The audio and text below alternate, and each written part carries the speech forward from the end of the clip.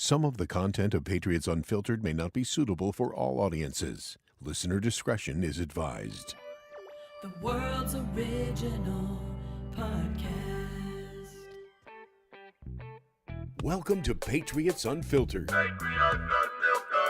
It's funny, I'd never heard of that. Steaks. Yeah. Personality. I've heard of steak, Mike. Yeah, no, you.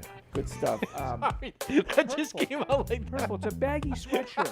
Bought 4 drinks. It was over $100. For 4 drinks? Yeah. What was it? Holy smokes. Yeah. You expense that, right? We can't expense it. We got Obviously you per diem.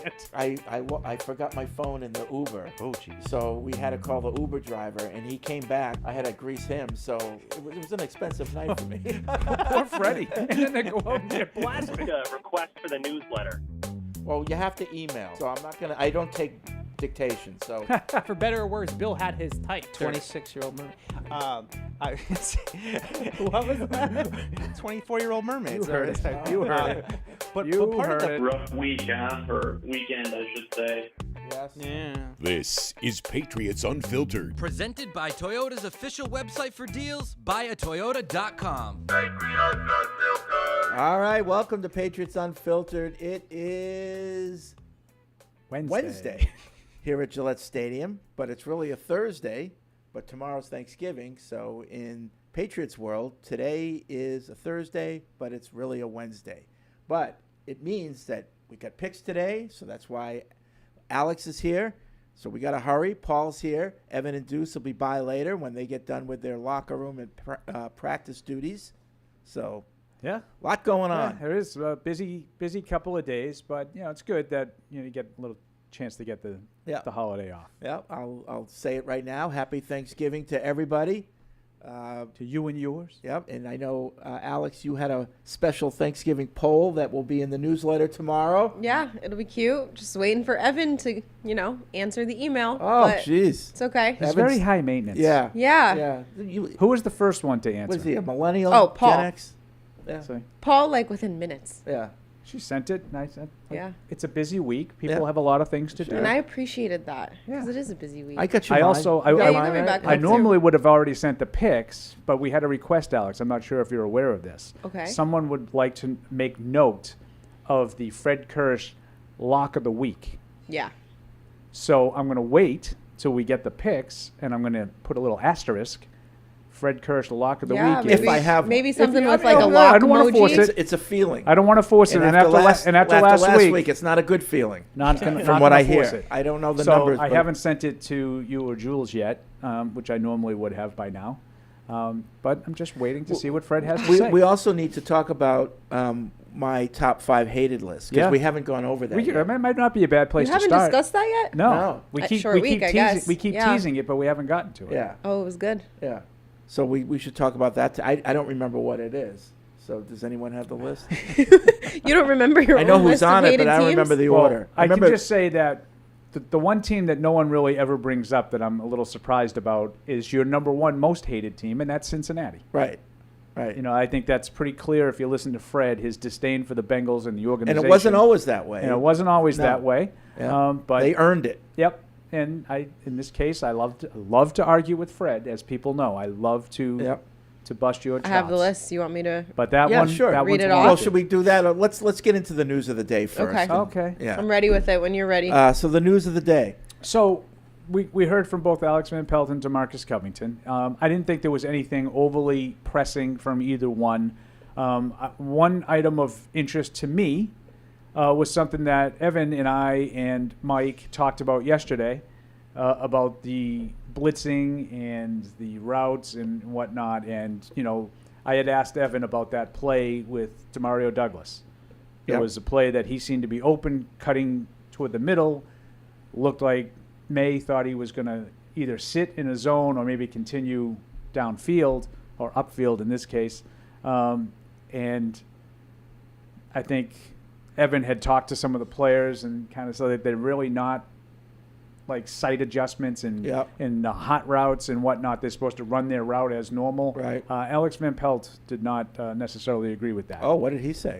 He said that I think on the particular play that they were asked about, he felt like Douglas got a little bit antsy and over anxious and cut off the route before he was supposed to. Really? Went to the inside a little bit further. I think it was supposed to be like. So he did more of a I think he skinny- said five a five skinny steps. slant? Yeah, could be. Yeah. I think it was supposed to be like 5 steps, and he cut it off at like 3, and that's what caused the timing to be off. And Alex talked a lot about the importance of, this is not street yard football, and this was an unrelated answer. This wasn't in relation to that blitz, but just the precise nature of the offense, the timing, where you're supposed to be and when is very important. They're not just out there running routes and trying to get open. Right. You need to be open where you're supposed So to be should we open. make sure that Evan knows that his evaluation was not? It wasn't, but just in fairness to Evan, and I would, as you guys know, I would trash Evan. okay. Evan is going off of something that he was told by players,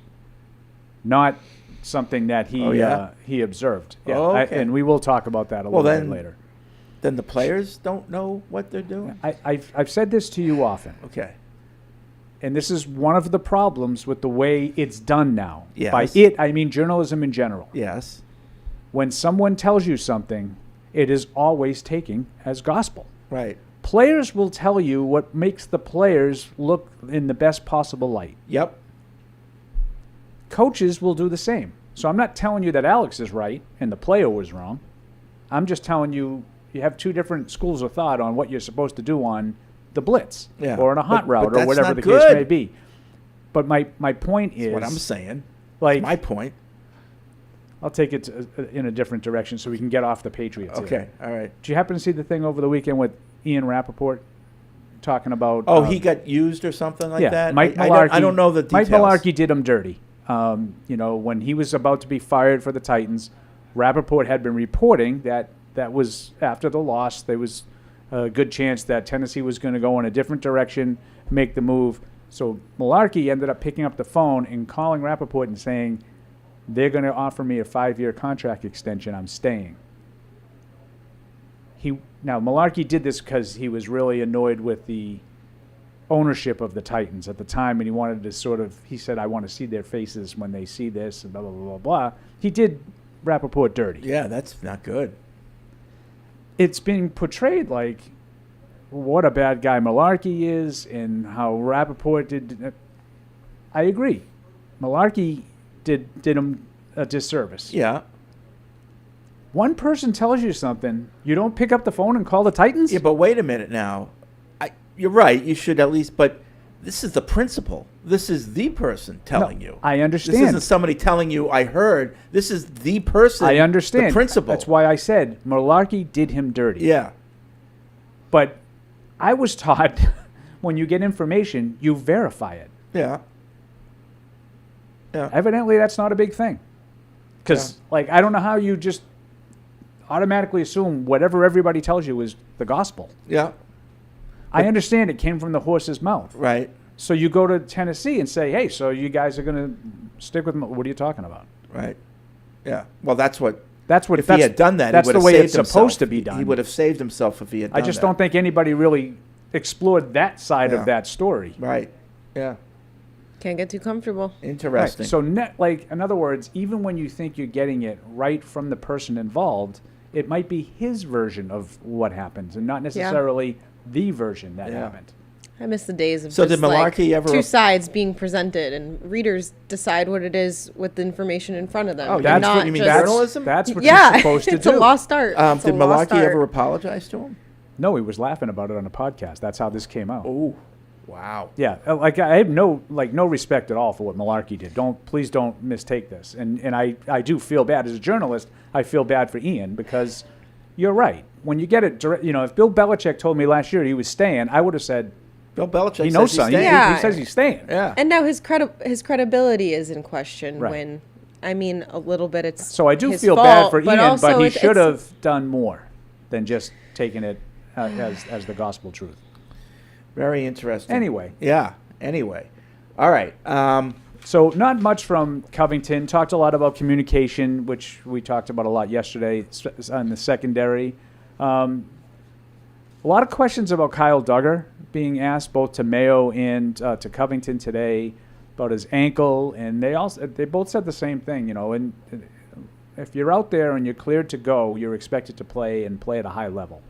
And Covington didn't say that Duggar didn't play at a high level, but just not using an ankle injury or potential ankle injury as an excuse. Well, was he on the Well, he had report? missed a couple missed of games, 2 but he's games, been at back least 2 in a row. he's been back the last 2 games. No, but was he on the report? I don't know the most recent Because report. you get in trouble if he's hurt and he's not on the report. So Yeah, but he's played the last 2 games. I get it. I get it. So whether he's hurt or not, he played. I know. Is the point. Okay. Like But- Dietrich Wise is on the injury report also, but he didn't play. Yep. So like obviously his ankle injury or whatever his injury is isn't as severe right now as Duggar's. Okay. I feel like something's going on there.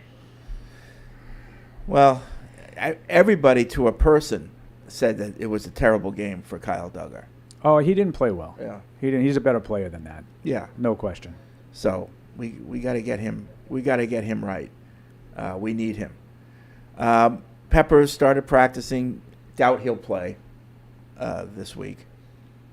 So I honestly have no clue. yeah. I don't know what to think of that whole thing. I don't either. Oh, they did make a roster move. Yeah, they We probably should Michael have talked Jordan? about that. They let go of a starting left guard in Michael Jordan, which I find a little odd. Now, they claimed somebody off waivers. Cotton. Is his name Cotton? Yep, Ben Cotton. Oh no, That doesn't sound right. no, it was Dan Cotton. It's definitely caught in something. It was like 3 Lester words. Cotton? 3. I don't know. Let's see. I think I have it somewhere. Oh, well, I guess I know. Yeah. Lester um, Cotton. It was Lester. Less cotton. Less Cotton. Less cotton. Lester. More wool. More wool. Right. Okay. So they did this. This is, in my opinion, the 3rd time they've made a similar kind of transaction this season.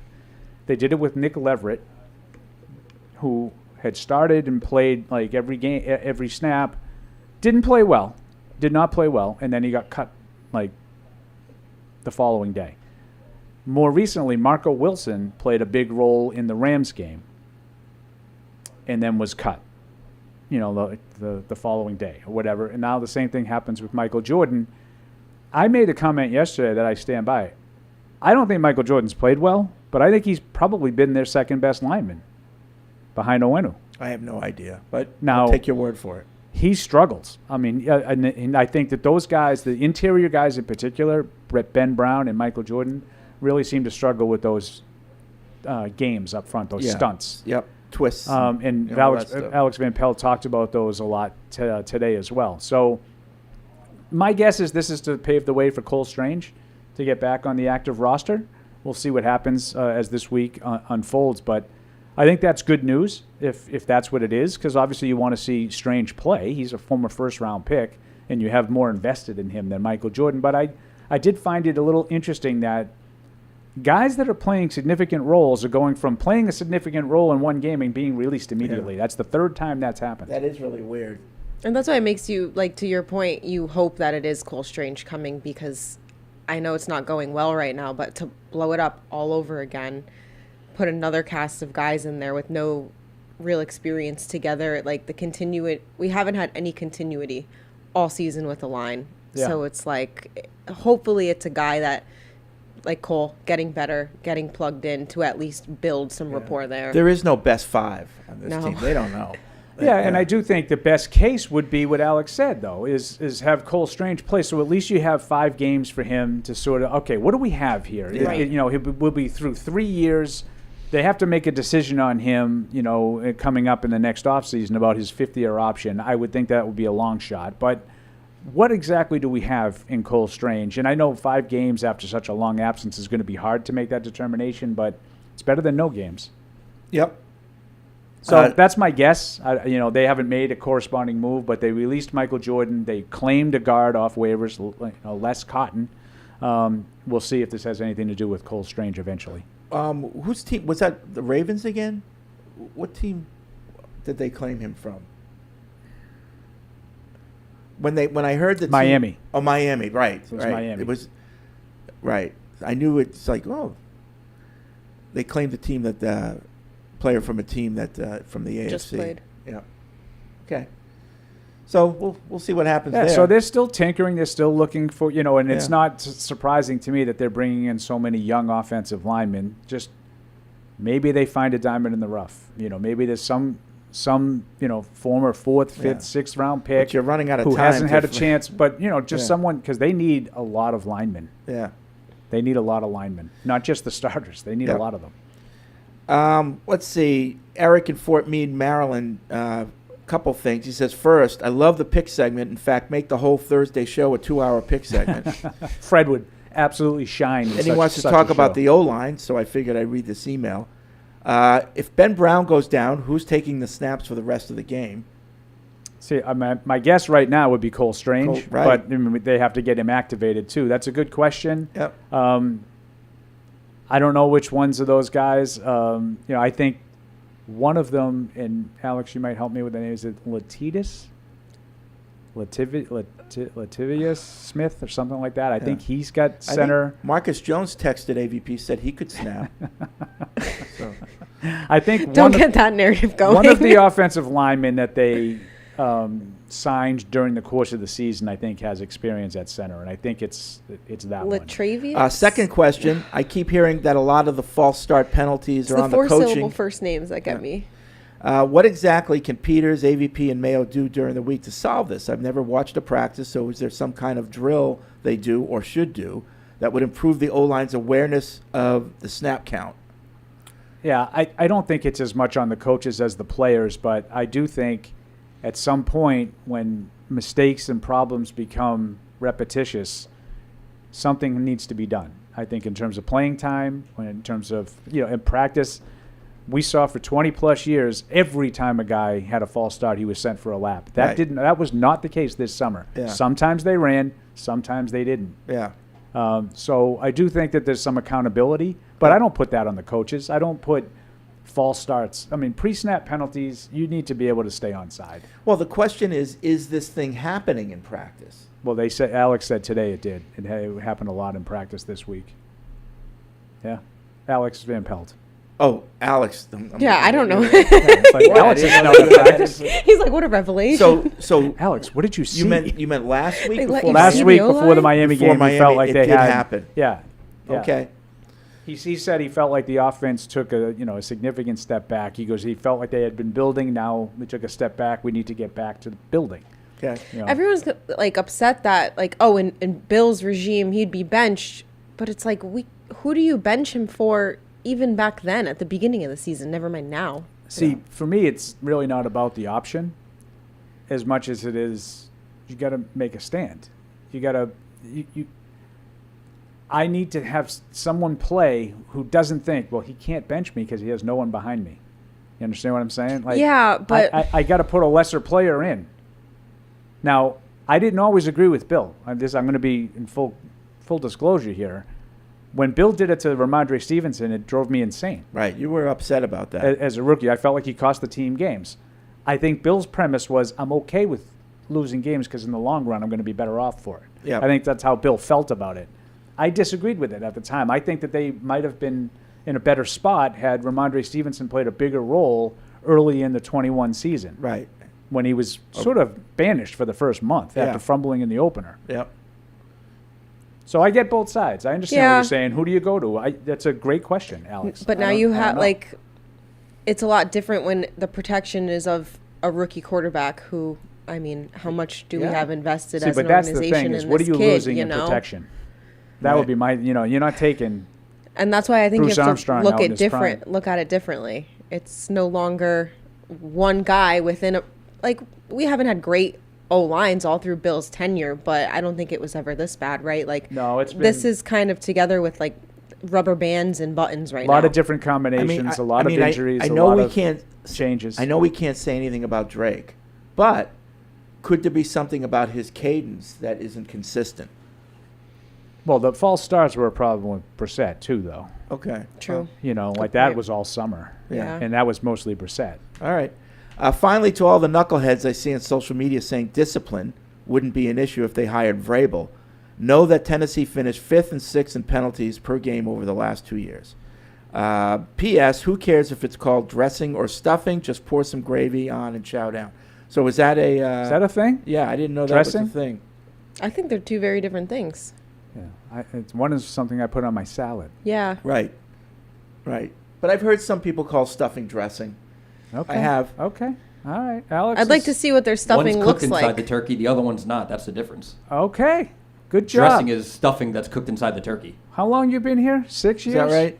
I got the Google machine next to 7? me. To me, they're both stuffing. First contribution. Nice. Good job. Especially if it's cooked in the turkey. If it's cooked It's in the stuffed turkey, in. it's stuffing. No, if it's It's dressing. it's dressing. I know, but doesn't it make I more agree. sense? It makes more sense because you're Right. stuffing it in. Yeah. Right. And I would like to say, Paul, that would be my first accurate contribution. Yeah. So anyway, I kid because I love. I'm sure that on a lot of your shows, there's a lot of Thanksgiving debate about whether ham versus turkey versus anything else. Oh, is there? And all that stuff. Is there? I don't know. That's what usually the holiday fill-in hosts do. They talk about. Is that a shot? That was a shot at me. They talk Alex. about name your favorite Thanksgiving movies. Dressing versus stuffing. I could go What's down your the favorite Thanksgiving Halloween movie costume? I could go down the movie thing. I don't really care about the food Do you because like I don't turkey? like the food. Yeah. I'm not a big Thanksgiving food person. No. Yeah. That's what Evan was saying all morning. He was never a Thanksgiving food person, but then he started eating Thanksgiving food that wasn't made by his family, and he was like, "Oh wait, this actually you isn't can that actually have bad. different things?" Maybe my family Yeah. just He can't was cook." ripping his family. Yeah. Nice. Must have gone to an Italian's house. I think Evan cooks. Good. We'll save that for Evan to Evan come back. cooks? Evan told me he has a lot of experience making the turkey, Really? which it's baffling to me that he would be put in charge of something like that. He But does love Know turkey. your That's his limitations. go-to at Jersey Mike's is a turkey sandwich. I didn't need any time to answer that question from you, Alex, in the Thanksgiving survey. You do not want me involved in anything. All right. Gotta hurry. And I know we have listeners that are calling in, so let's get to some of the phone calls on the TPX hotline. Patty's in Agawam. What's up, Patty? That's Patty. Hey, good afternoon, and happy Thanksgiving to all you guys and all your family. Sure. Thank you. Of course. No You as problem. well. I just had Of a quick. course. Thank you very much. I had a quick question about DeMarcus Covington. Now, we've heard players in the past talk about how Belichick made the defensive scheme easy for them to understand and practically do it on the field. Do you think in some way DeMarcus Covington is his defensive scheme is a little bit too confusing or convoluted? And I'll take it off the air because I know you guys got to hurry. And happy Thanksgiving thank again, you. guys. I have no idea about that. Yeah, I don't think that they're doing things that are markedly different than they've done in the past. I think there has been some carryover on that side of the ball with Covington, with Mayo, with Mike Pellegrino. I did hear Brian- Mayo with say Brian yesterday, Belichick. we're a game plan team. So this Yeah. is what I want to get at. Okay. Okay.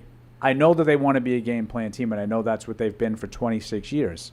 I think maybe some of the problems of the last 3 or 4 years and why is when your talent isn't at a certain level, it's hard to just change everything dramatically from week to week. Right.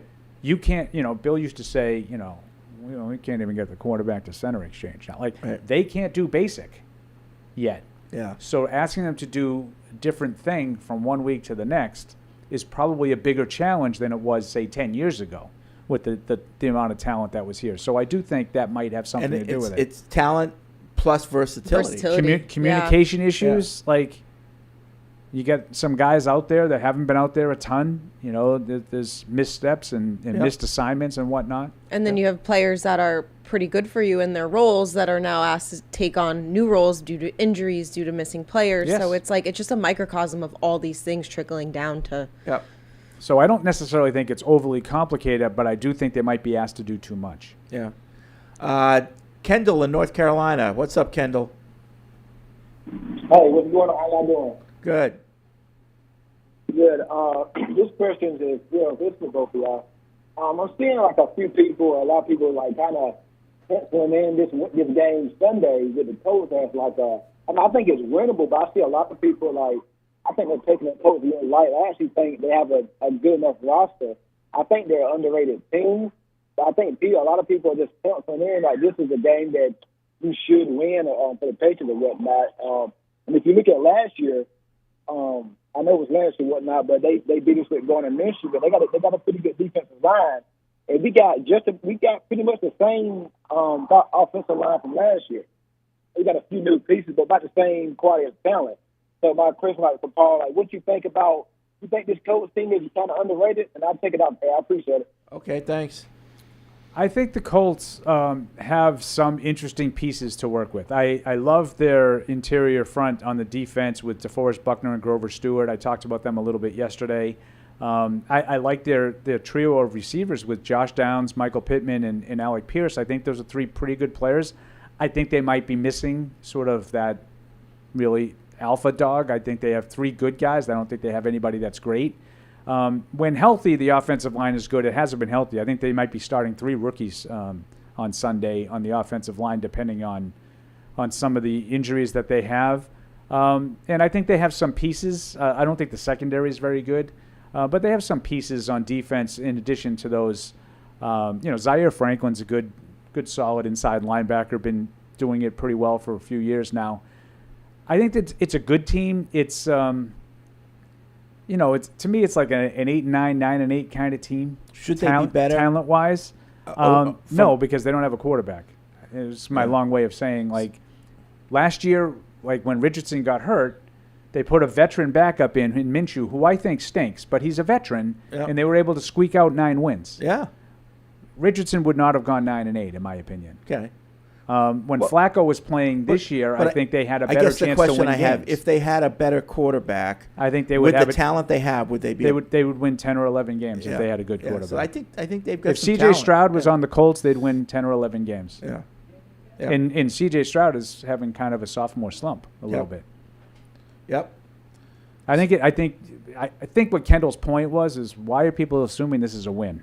Who's doing that? I think a lot of people. Really? If you listen around here. Oh. Are these the straw men or no, real people? It's not the straw men. But I haven't heard anybody say that they're going to win this game.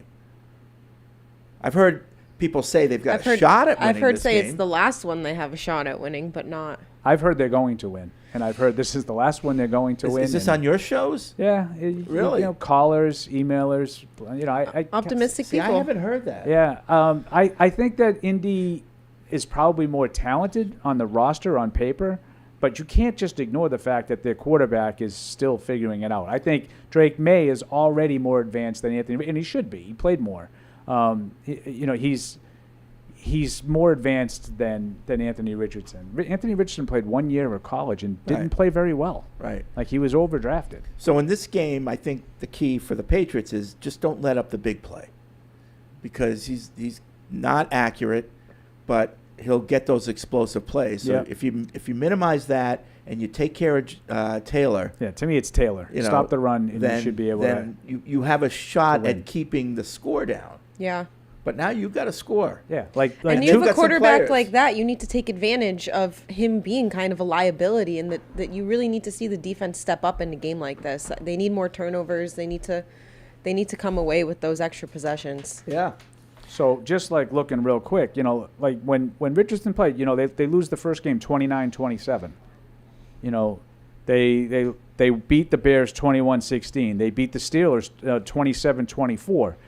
Then Richardson got hurt. So in that Pittsburgh game, he got hurt. So he comes out, but they put 34 on the board the next week. They lost.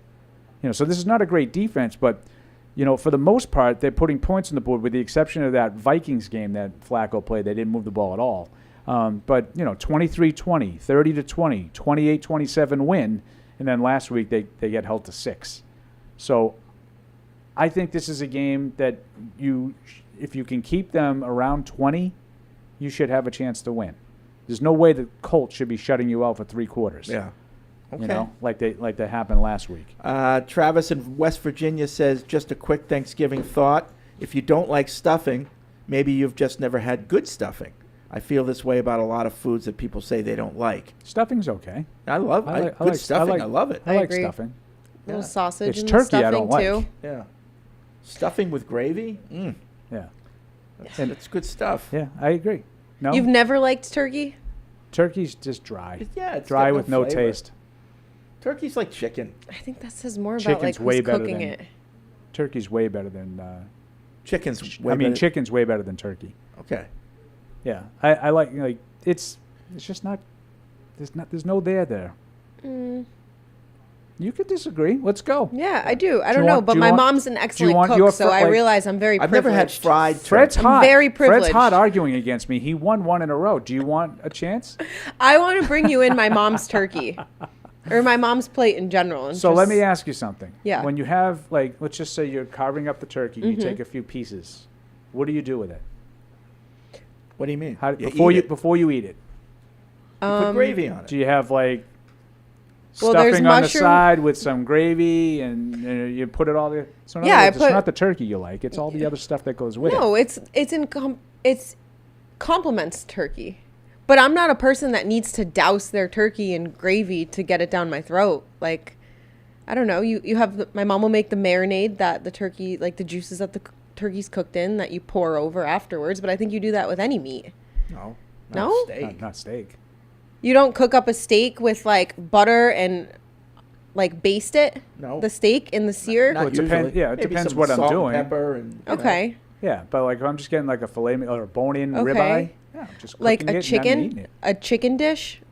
You're not like Well, I think I put chicken up there with turkey in that it doesn't. You need to do stuff with it. Chicken to, has a lot more moisture. Yeah. depends. It all depends on how you're cooking it. There's Cooking it in the techniques oven. to this. Yeah, but if you have like a really good baste overnight, and if like it all comes down to the marinade for me. You can't just throw something in the oven and expect it to come out good. So okay, so we're on the same page. It's not the turkey; it's the marinade.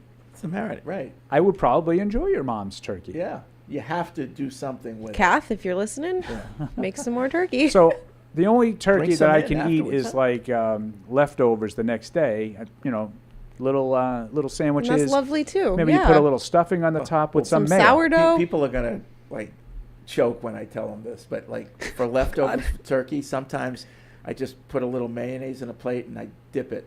I dip the turkey in it. and Yeah, eat- but that's eat it that's that way. the sandwich. Little stuffing But on the without top a sandwich, with I do it like chicken fingers. with but without mayo. Well, you're just watching your carbs. Yeah. Right, because you don't want the turkey. right. The skinny girl version. You dip it in mayo. Yeah. Very Tony Soprano. Listen, I'll bet we're not alone, Fred. I have an announcement. You're for- not alone. for Patriots Nation. Oh. The most nail-biting action film of the season, Carry On. Have you heard about this movie? No. Starring Taron Egerton, Sophia Carson, and Jason Bateman, touches down on Netflix on December 13th, just in time for the holidays. Only liquids allowed, Alex. Blood, sweat, and tears. Catch Carry On December 13th, only on Netflix. And if you're coming to the game on Sunday, you can score an exclusive stadium-compliant game day carry-on bag. And you can experience the larger-than-life photo installation. That'll be at the stadium this Sunday. But carry on.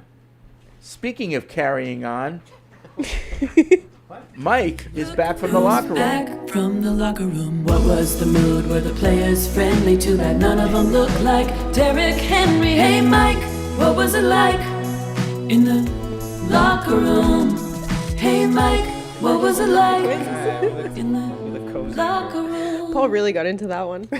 So, Mike, what was it like? Dive guys. into the music. It was good. It was good today. I think I had some interesting insight today. I don't know. Maybe it's more like speculation. I think. Okay. But we heard from Michael Onwenu, and I'm sure you guys probably discussed Michael Jordan getting released already. And Michael Onwenu. Strangely, we actually did. Michael Onwenu was asked a little bit about Cole Strange, and kind of on prompt. Onwenu kept talking about him snapping the ball and really referring to him as like working at center. And so it started some speculation just after he talked of like, I know we talked to you this morning, Paul, of thought that, maybe this is Strange is ready to go. I do think that Strange has to be activated. And it's going right? to go to left guard. But I don't know. I said to Giardi in the locker room, I said, do you think there's a chance that this weekend it's Cole Strange at center and Robinson at left guard maybe, or Sidney So maybe? Yeah, I think there is a chance of that. So I think something which Mike Giardi was not a fan of, I would just say as a side, but I think that could be some change. I don't know. I really wonder if they're really looking at Strange as a center now.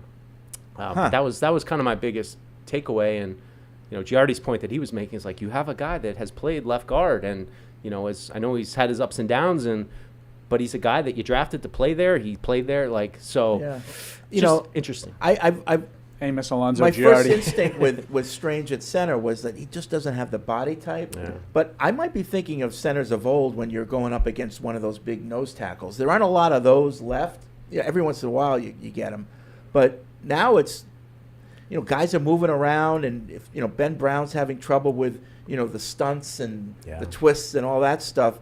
To me, that's more just getting up and being aware more than just like immediately getting pushed back from a nose tackle. So maybe in today's NFL, a guy like Cole Strange could play center. Well, I don't know. But I think that he's bigger than you think he is. But I also say that, Mike talked about this yesterday. A lot of people felt coming out that Strange was a center. Yeah. A lot of the college Senior Bowl. evaluators, He pretty much played there the full time at Senior Bowl.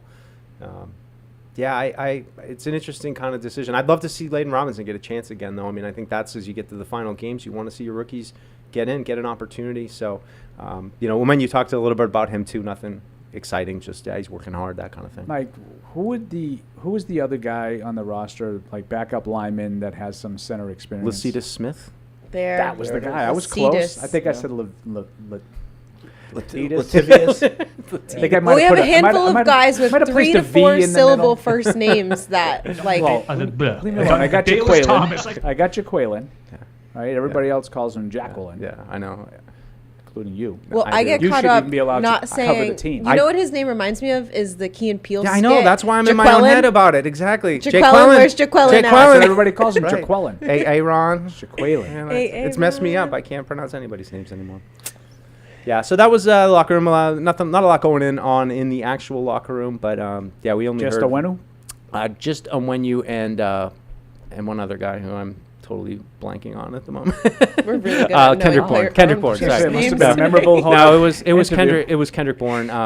And another interesting thing with Kendrick, and I mean, I think we talked about this. Like I just think he's a little bit of a mental error repeater, and he said it himself. Like, sometimes I'm getting too much depth, other times I'm not getting enough depth. Like and he kind of made it sound like working on developing chemistry with Drake. But I'm getting to the point where it's like, guy, I mean, you've been here for a while. Like, shouldn't this be something you should be able to get down? I talked to Fred and Alex a little bit about Alex Van Pelt's comments about the hot routes and the blitz.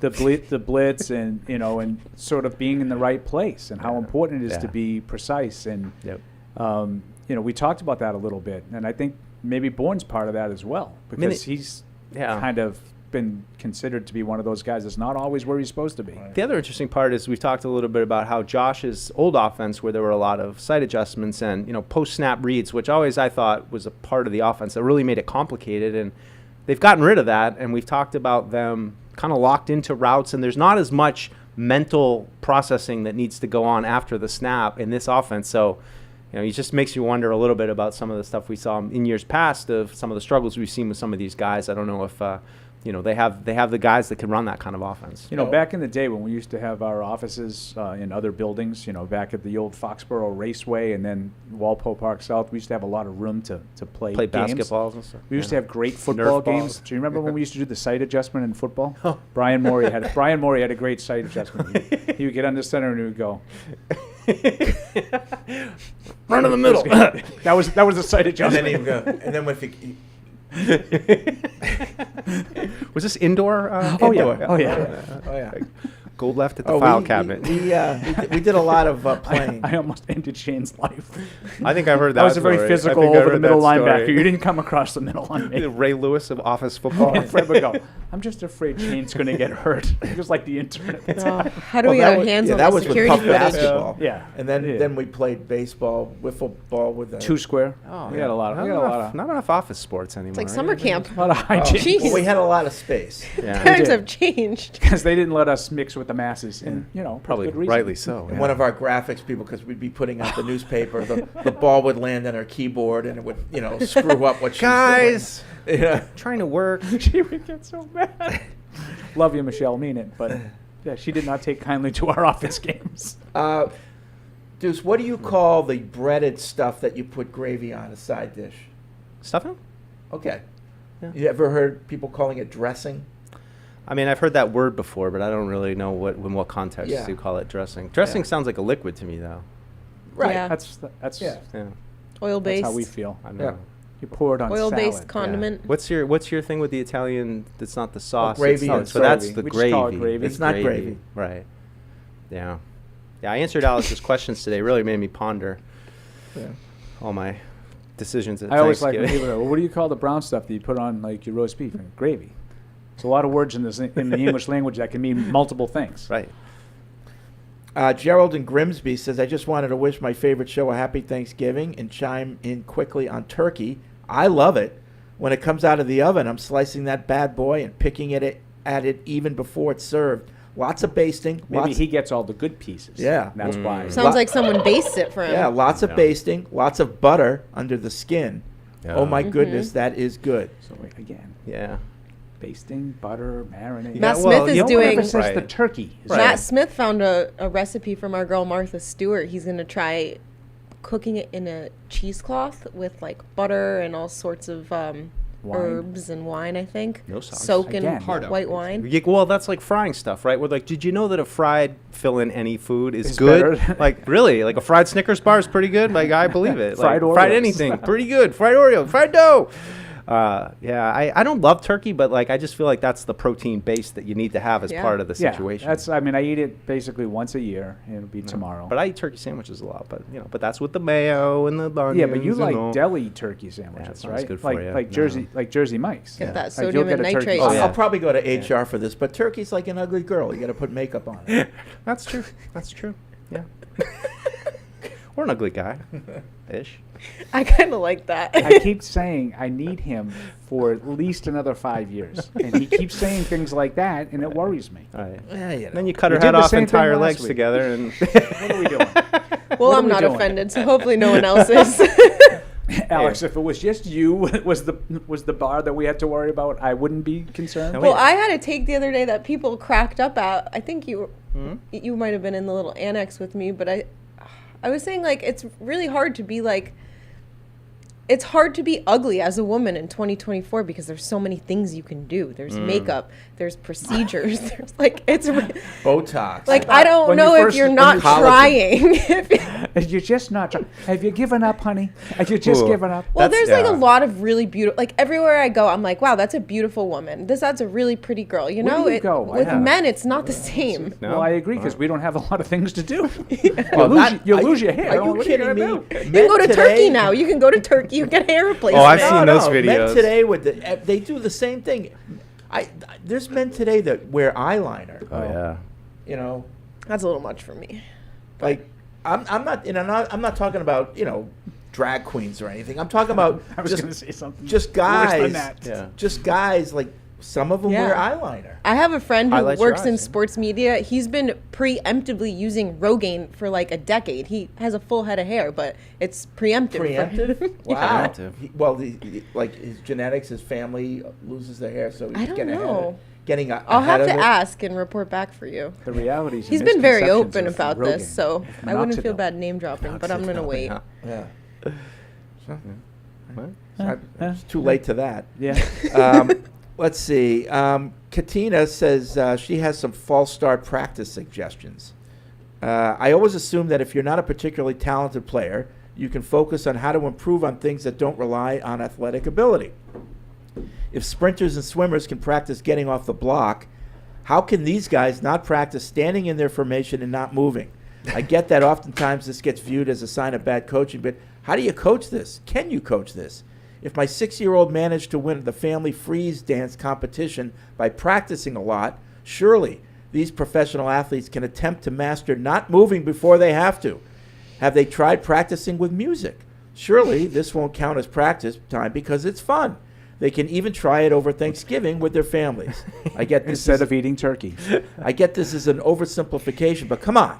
They need to stop beating themselves. No, Well, I think that might be she's onto right. something. And that's, I mean, That's Alex 100% Van right. Pelt said today that Is the they 6-year-old put available film on up Sunday? from practice of them last week having a bunch of false starts. So what you do in practice carries over, and I think You're totally right. They Maybe need to they should practice play better. musical chairs. I was thinking that too. Yeah. Again, I just wish they'd tell us this before the game. Like, can we do Friday? We're like, Coach, we need practice report. And he's like, a lot of false starts this week. And then we'll be like, this isn't looking good. You know, like, oh, it was really clean. Oh. Then maybe Mentally we can feel a little prepare bit. for it. I know. Like, tell me if you suck all week in I practice. can't imagine what you would have picked for that game if you had known that going in. Yeah, like the Friday press conference, he's like, it's not looking good this week, guys. We're not locked in at all. Got to be Guys, honest. bury the Dolphins. Fade? Would you fade? No, you'd fade the fade Patriots. us. Fade. That's parlance. You know. Sorry, Fred. That's your Fade or that's your follow. area, yeah. Jordan in Kansas writes in, what are some Thanksgiving traditions besides watching the Cowboys lose a football game? Here are my guesses for you all. 1, Evan doesn't talk much during Thanksgiving because people are talking politics and not football. 2, Alex seems like the type to bring store-bought pies and sits at the kids' table. Ouch. Maybe he That's means Alex harsh. Barth. Do I? Oh, See, Barth. I was gonna I don't know if he means Barth or you. Can't be Alex. Her. She's Email in and elaborate. Yeah. 3, Fred buys stretchy pants so he can move around a little.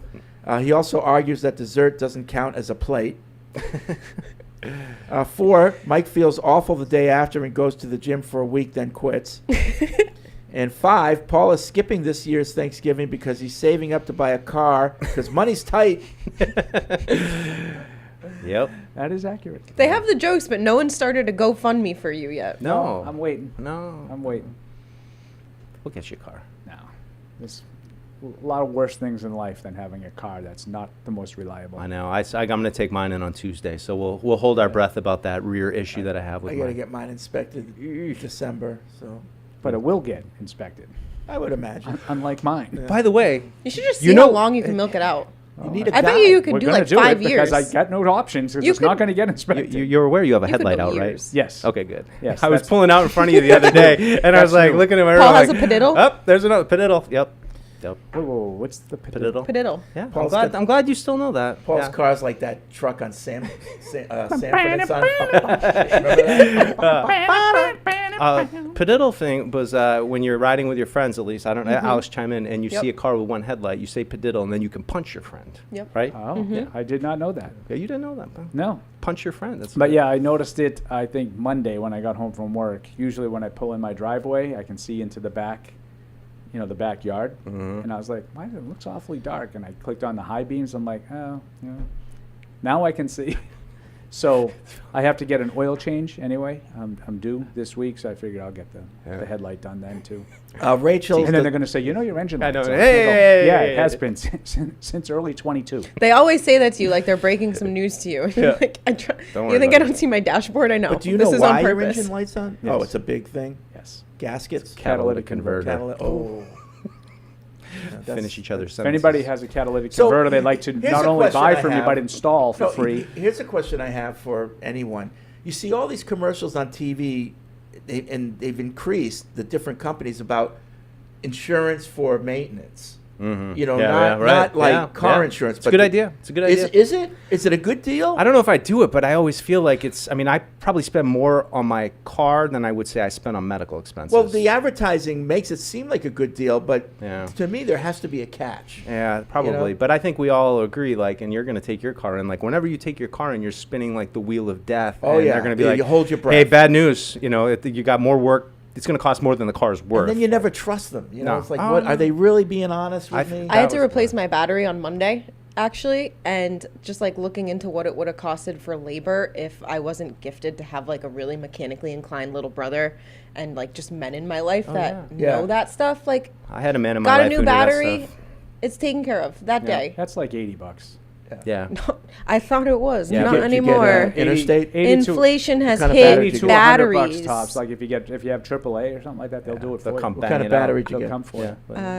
Duracell? No, Diamond top? Because she got a I don't know. AAA. She's got It was a good 27 one. AAAs. Well, see, the I had to Sears go to Diamond- AutoZone and pick it up. I didn't you order get it. Interstate, This was right, done Matt? for me. Interstate. Interstate. Shout out Yeah. Nick. Nick did it for me. My man. I just dealt with it. 3-in-1 oil.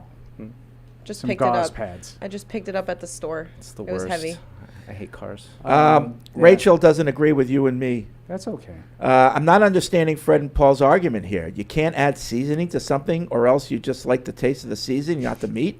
Do you guys not season a steak when you eat it? So you like salt, not Thank steak? you, Rachel. Poor take all around, and it seems more like you've had poorly prepared turkey in your life. No offense to your wives and mothers, Turkey is the superior holiday food when compared to ham How do you know or my father- chicken. how do you The know most my father doesn't cook Okay, it? so here's my question for Agree. Rachel and Ham everybody is else. boring. How come then you only eat turkey one day a year?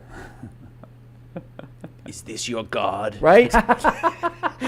I mean, it's a lot of roast business. beef. You go to a restaurant and people order roast beef. Nobody goes to a restaurant and orders turkey. So just open face hot turkey sandwich, I think, are pretty good. Do you go to a restaurant and get a ham? So Smothered in gravy. Open face hot turkey sandwich. What's on that? Gravy. Correct. Tons. But unflavored steak versus unflavored turkey. The steak has more flavor. Oh, God, So, yeah. so that's the point. And I just want. And Yeah, I but get, no one's I get that a debating lot of people what's- like turkey, and I'm probably in the minority. So I understand that Fred and I are on probably the losing side of this in terms of the majority. But I didn't say that I didn't season anything. Don't confuse seasoning. Like seasoning is not like marinade, basting, butter. Like all these different things. You put sauces and gravies and like. If you have a good fillet, yeah, sure, you put some salt on it, salt, pepper, but you're not dousing it. You're not giving it Okay, taste. but chicken versus turkey. Or A1 sauce on your the same steak. thing is. The same thing could be said about chicken. Are you just having a piece of chicken breast with no sauce, nothing? No, just but grilled, I it's plain started with this by nothing? saying I put chicken and turkey in the same category. Yeah, I think chicken is slightly better than turkey, but I would say that the problems that I have with both are similar. They're generally dry. You should just put Or tasteless. Got to get the some, thighs like Alex. She's like, got the thighs. Yeah, I know, and people were hating on me for that. no. But every chef, you ask a chef, the chicken thighs or chicken breast, they're picking thighs. Yeah. Juicier. Chicken thighs are good. Yeah. Now, in full disclosure, it's better with like either barbecue sauce or like a Buffalo maple sauce. bourbon. Like Ooh, Beth makes a terrific like those chicken thighs. Yeah. With a maple bourbon. That Okay. like, they're really really good. But again, I like the sauce. Yeah. Not the chicken. So you go to St. Elmo's, would you get a sauce on the side of your steak? No, No. just straight up. What right? if you Yeah. took- Yeah. You've been out with me many times. You should just If you take get a a turkey good breast. steak, if you get a good steak, you don't need anything with it. No. Now I'll give you an example. Okay, so prime rib. Okay. Prime rib is a red. It's a red meat, horseradish. but it has a little less taste. So with prime rib, you usually have au jus with it or horseradish sauce. Eating just prime rib, I can do it, but it's not as good as steak. Yeah, and I wouldn't. Good French dip sandwich. Like that's good. Roast beef, you get yeah. French dip. That's a good. Yeah. You got to dip that. Oh, That's yeah. a good. That's Double the dip. name. You should just get a red sauce and some pecorino romano, douse your turkey over it, make it like it's a chicken parm. Oh, fool yourself. Think Fool it's yourself. Italian food.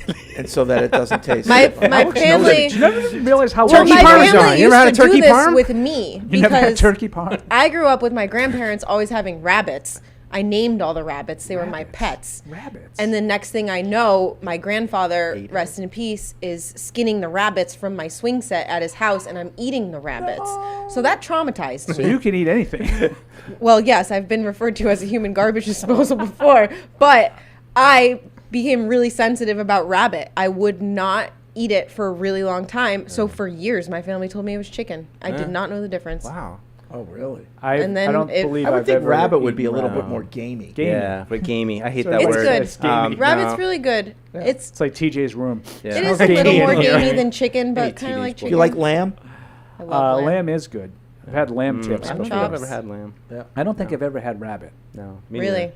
My I've dad would- definitely had lamb tips. They are good. Yeah. My dad went hunting rabbit once, and he shot one, and I guess if you don't kill them, they cry like babies, and that was the Oh. last my time my God. dad went hunting. That I was that, at a that driving- did my dad in for hunting after a crying rabbit. It's all my trauma stories with animals are with rabbits. I was at a driving range with like some old coworkers once from Nesson, and Gary Streisky hit a drive in the driving range and hit a rabbit, and the rabbit started seizing right in front of us, and then just like died. I just Oh, it don't was like so seeing bad. people or What's he like? animals suffer. No. What's he like? Good guy? He's great. Yeah? Yeah, I enjoy that I love Saturday- Streisky. That Saturday morning combination Yeah. with him and Randy Yep. Scott. That's Randy how- Scott was here too. That's how they Yeah. are in real life. And Randy Scott was a really Yeah. good guy in the locker room. I didn't know Gary at all. I don't think I've ever met him. But Randy He's was exactly a very how nice you guy. think he's going to be based on his on air. Yeah. Like that's just him. They have a lot of fun. I like watching them on Saturday mornings. Back to the TPX hotline. Danny's in Florida. Hey, Danny. Oh, Donnie. Hey, what's going on, Paul, Fred? Hey. How y'all doing today? Hey, happy Thanksgiving. Yeah. Hey, happy Thanksgiving to you guys. I tried to call in yesterday. I apologize for the the sound. I'm like Big E. I be driving on the road with a big truck.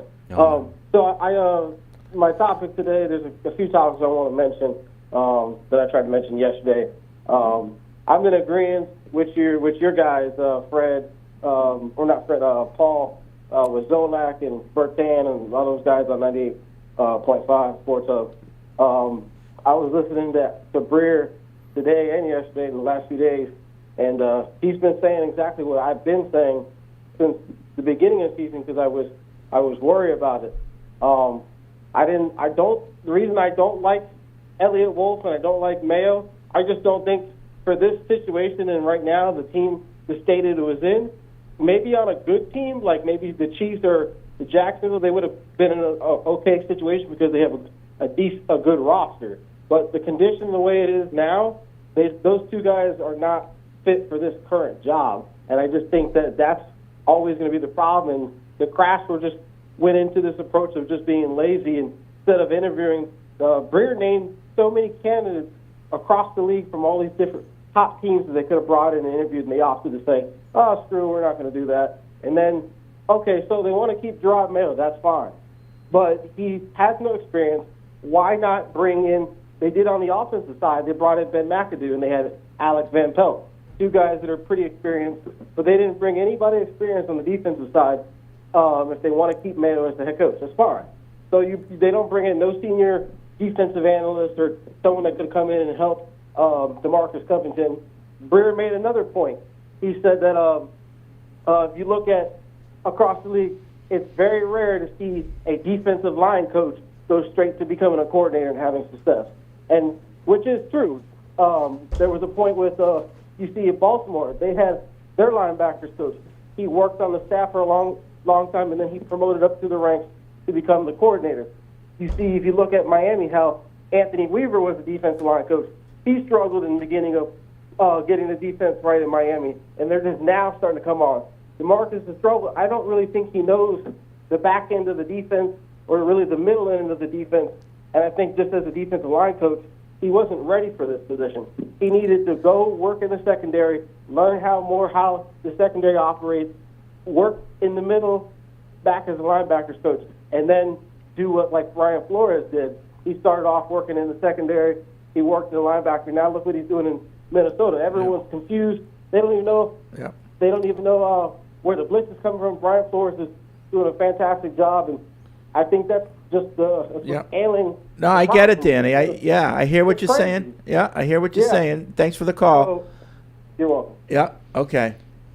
I mean, I think there's some truth to, there's some newness. We talked about this all offseason. There's a lot of guys in roles that they've never been in before, and there's going to be a learning curve. Yeah. I think there's some Covington truth to what he's it's interesting because, like he said, he makes a good point. Whether it's McAdoo or Van Pelt, they've had experience. They've, other than calling plays, but as far as coaching offense, they have a lot of experience coaching quarterbacks. Covington, he's a young guy, and all he's done is the line. And I heard Breer last night. I was watching that show, and he said you don't normally see a line coach go right from that to be a coordinator. Is it usually linebackers or secondary coaches? Yeah, usually they start at the line, they move back to linebacker, or they start at the back and they move up. So they get a little bit more of a feeling of the total defense before they get to be a coordinator. So it is an unusual route. It is a little bit, but I also think they kept coaches that have been in their positions. Yeah, that was what I would have pushed back at. Yeah, is what Mike is talking about. We just said it. You have Covington, you have Mayo, you have Pellegrino, you have Brian Belichick. Like, there's a lot of guys that were in their roles. Yeah. Yeah. Yep. So yes, he's calling the plays now. They don't have a defensive coordinator. They didn't have anybody. But on the roster? But if you want to be that game plan team, who's coming up with that game plan? Yeah. And if you ask me, it should be Gerard Mayo. Yeah, well, that's what it was when Bill Belichick was the coach. I think a lot of people went into the season assuming that he was going to have a role in the defense. I don't know if he does or not. No. But whatever, it's not working. No, unfortunately. And listen, there's other circumstances I know with the injuries and everything like that. But and what I don't know, because I don't know enough about the schemes and whatnot, is how much of the problems have been game plan related and how much of them are just talent related, execution. Yeah. They're talking a lot about execution, right? Well, that's the last week or two. You've heard a lot about. No, I mean, we're just not executing. I would say kind of all year. That's been. I mean, I think the message from DeMarcus Covington's been pretty consistent. Like it's always kind of pointing at that, and for all the things that they haven't had answers for this year, he's says this is what we're doing in practice to improve those things, but you haven't seen the results. And, it's disappointing. All right, we'll take a break. We'll come Fred's back. Food's here. Yep, my food's here. More calls and emails after this. Whether you're in the game or betting on the game, you'll need a game plan. DraftKings Sportsbook, the official sports betting partner of the New England Patriots, provides you with everything you need to build your personal betting game plan so you can get in on all the action while practicing safe bets. Visit DraftKings.com/responsible-gaming to learn more about all the safe betting tools DraftKings has to offer. Hope is here, 800-327-5050 or gamblinghelplinema.org. Must be 21 plus. Play it smart from the start. GameSenseMA.com. Physically present in Massachusetts. See DraftKings.com/responsible-gaming for details and state-specific responsible gambling resources. Isn't it time to get exactly what you want? Welcome to Red Hot Deal Days from Verizon, where you get your pick of our best deals. Like My Plan, where you can pick the perks you want and save on every one. For limited time, bring your own phones to a Verizon store and you can get My Plan for our best price ever. Get exactly what you want in your phone plan and only pay for what you need. Bring your phones to your Verizon store today and get My Plan. These deals won't last. It's your Verizon. When someone accidentally threw away the school play costumes, oh no! Replacements were shipped with FedEx. And with picture proof of delivery, everyone could focus on the perfect opening night. FedEx, where now meets next. For residential delivery only. The New England Patriots Foundation, in partnership with Project 351, ServPro, and WBZ, are hosting their annual toy drive to benefit children in need during the holiday season. Fans can bring new and unwrapped toys to the blue and white collection bins throughout Patriot Place and at the December 1st home game versus the Indianapolis Colts. For more toy drive information, visit patriots.com/community.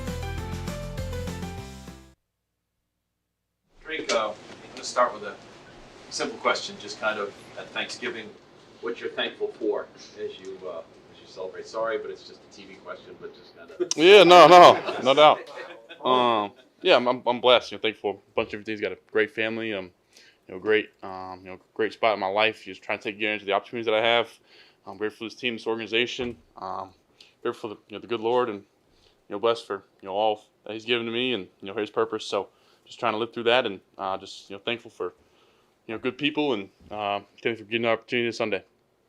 Drake, it seemed like there were some inconsistencies or missed opportunities against the Blitz in Miami. Now that you got to watch the film and talk to the guys, I was wondering, what do you think were the biggest issues that popped up?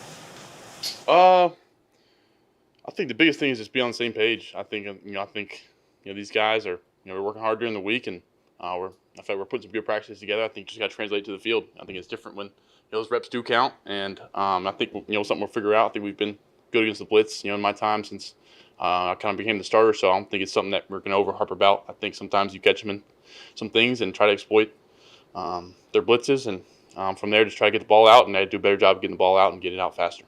How would you describe your mindset after that game, which is obviously one of the more difficult ones you've had as a starter? Is it frustrated? Is it angry? How would you kind of put yourself in this place? No doubt, frustrating. When you're out there and you got a goose egg on the scoreboard for most of the game, and you feel like you're moving the ball, just you're kind of hurting ourselves offensively. So I think just mindset, keep going. Keep going. You get them. We're gonna filter some things out and figure it out. And we've been moving the ball this year, so just gotta start hurting ourselves. And whether it's in the red zone hurting ourselves or start possessions on first down. So I think we got got the right guys in there that can make some plays, and I just gotta be a better job on my part of giving the football and getting the ball out faster to help the guys up front. With some of the turnovers, it seems like some of them are when you're trailing, trying to make a play. Are you confident that you'll be able to curb some of the turnovers when those aren't the situations that you're in? Yeah, I think I'm not too worried about turnovers. Obviously, putting the ball in harm's way is a big emphasis for a football team as a quarterback. But I think when you're trying to fight back and trying the game, you're trying to make some plays. Some of them happen, but I do think. Back on my statement, I am not worried about. I am worried about turning the football over. That's a problem. But at the end of the day, you can't turn the football over, and Especially, I think we're losing the turnover margin in most of the games, with me back there. So that needs something that I need to improve on. Drake, you had that big running game against Tennessee a few weeks ago, 95 yards. Does it seem like teams are really making an effort to try to take that element out of the game in the last few weeks?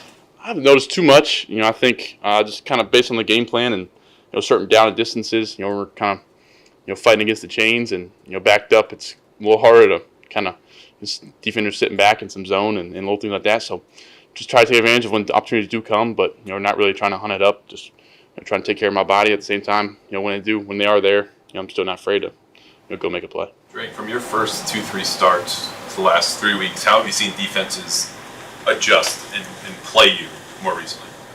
I think just bringing different guys. I think kind of bringing guys externally and trying to do some different things to kind of either make me hot or make me throw hot or little things like that. So I think I'm just trying to see different experiences and learn from them and just go about the next week and hopefully not be a repeat offender. That's what AVP preaches and Coach Maye. So that's my biggest thing.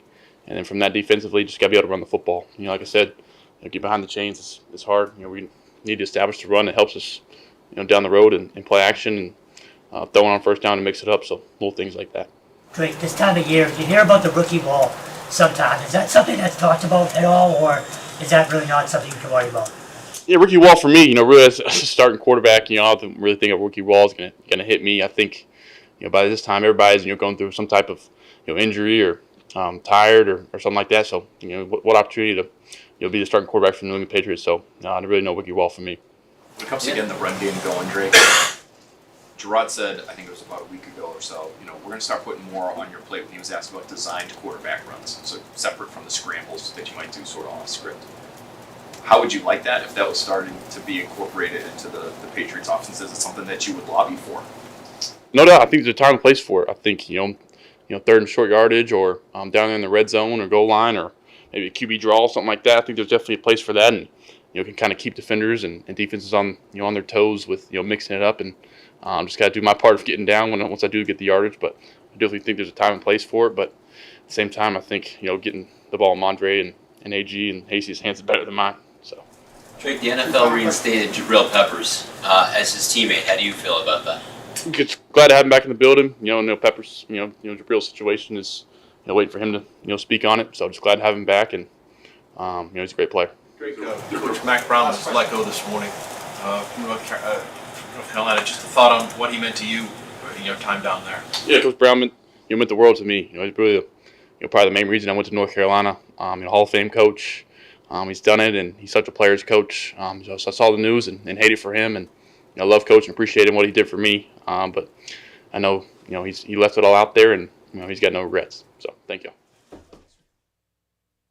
Whether you're in the game or betting on the game, you'll need a game plan. DraftKings Sportsbook, the official sports betting partner of the New England Patriots, provides you with everything you need to build your personal betting game plan so you can get in on all the action while practicing safe bets. Visit DraftKings.com/responsible-gaming to learn more about all the safe betting tools DraftKings has to offer. Hope is here, 800-327-5050 or gamblinghelplinema.org. Must be 21 plus. Play it smart from the start. GameSenseMA.com. Physically present in Massachusetts. See DraftKings.com/responsible-gaming for details and state-specific responsible gambling resources. Isn't it time to get exactly what you want? Welcome to Red Hot Deal Days from Verizon, where you get your pick of our best deals. Like My Plan, where you can pick the perks you want and save on every one. For limited time, bring your own phones to a Verizon store and you can get My Plan for our best price ever. Get exactly what you want in your phone plan and only pay for what you need. Bring your phones to your Verizon store today and get My Plan. These deals won't last. It's your Verizon. When someone accidentally threw away the school play costumes, Oh no. replacements were shipped with FedEx. And with picture proof of delivery, everyone could focus on the perfect opening night. FedEx, where now meets next. For residential delivery only. And now, great moments in history. Oh yeah, there's turkeys everywhere. They have them in the hills of North Providence. You can't find a turkey. You're not a good hunter. You need to stop. Oh yeah, they're all over the place. And they're I would assume they're pretty easy to shoot, right? Yeah, they're huge. Now, maybe it's all feathers and you miss and you got to hit, center of mass. Some of them go on the offensive, though. Oh, yeah, they mark you. Yeah, and they attack. I could see you being made of turkeys, bitch. Oh. And they, peck at your heels. Now, that would be a great story if you were, It would be an ironic story. Wedded by a turkey. Wedded by a turkey. Yeah, actually, you were forced to become the mate of a turkey. The Revenant. That thing we were doing the other day. Eric would be penetrated by a turkey. That's another great moment from I forgot that one. Do you guys catch just how many times we come back from one of these breaks with Fred browbeating Eric? Oh, yeah. Oh, Fred, it sounded like the opportunity, right? Fred saw the opportunity. As soon as Andy dropped that line, Fred was like, interesting. Let's explore this a little bit. It went Poor from Eric set just himself getting up for pecked so to being forced Wed- to be wedded. the mate For life. Eric and a turkey. Well, at least you have somebody. All right. Back here, TPX hotline is 855-PASS-500. Podcasts at patriots.com is the email address. And we've got a lot of emails coming in. Speaking of Eric, yeah, I started putting together the roster. Well, I thought you were going to say I started the book on Africa. I put together the roster that Fred has tasked me with. So I'm going to ask for some help here. I'm going to put a call out for help. We have a lot of listeners that have been with us for a long time, and they have better memories than me. Less CTE. So, yes. So if you have an obscure, obviously, Andy, Eric, he who shall not be named, Mike Parenti. I have a lot of these names. What is the list that you're creating? The roster, the all-time roster of the people show. that have been on the show. Yes. On a fairly regular basis, not just like a guest that came in. Right. But Howie Long. Yeah, I'm not counting Howie Long types. And Adam Schefter. Right. When he was on his phone the whole time he was talking to us. He had two phones going. Yeah. So if you have, maybe you think of a guy that might be a little obscure or off the beaten path, shoot an email to podcasts. Right. Plural. Yeah. What else is the rest of that? At patriots.com. At patriots.com. Really? Yeah. Because I put together sort of a preliminary list, and Fred didn't. I thought for sure you would have a number of guys. Oh, you forgot this, and you had nothing. No, I think you got it pretty well. So I'm sure I missed somebody, and I don't were you want to here put it when out there. Randolph was here? Randolph Charlatan. I don't think he was ever. I don't think he was ever on the show, though. So I was coming up with those names, but I'm like, I don't think they were. Randolph on the show. was the king. We used to do these little in the preview. We'd have little behind the enemy lines, kind of like spotlights, offense, defense, and they were small. Just little brief things. And he was an intern, so we used to have him do that. Brian would be like, "Hey, Randolph, you have those spotlights yet?" Yeah. I just have to finish writing them.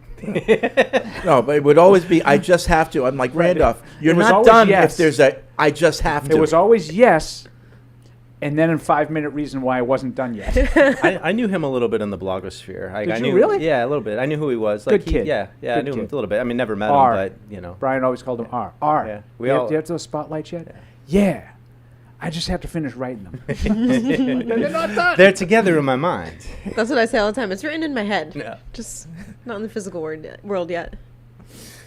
Oh, boy. So if you can think of someone that you think might have slipped through the cracks, shoot an email. Fred will read them and let me know if I missed somebody. Okay.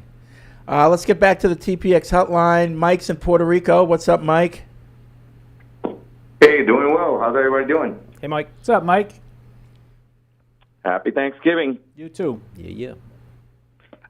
So, Fred, you mind if I put you on the spot for a minute? Sure. Depends. Okay. So I was thinking about the situation that we are right now, where you had Bob Kraft that made an internal selection, and after having basically very little vetting process for outside candidates, and basically succeeding or replacing one of the best coaches of one of the best, if not the best coach of all time, right? So I see parallels with something that has happening with you, because we used to have Eric as one of the best podcasters. I'm kidding.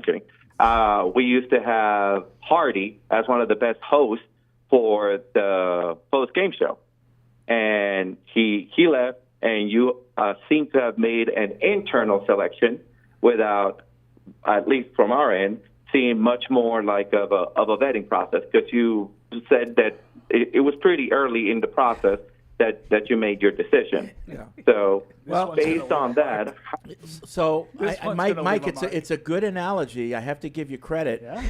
You know, it Very came good. about. I was on a retreat in Attleboro with Matt Smith, and he just showed to me that he was really a leader of shows.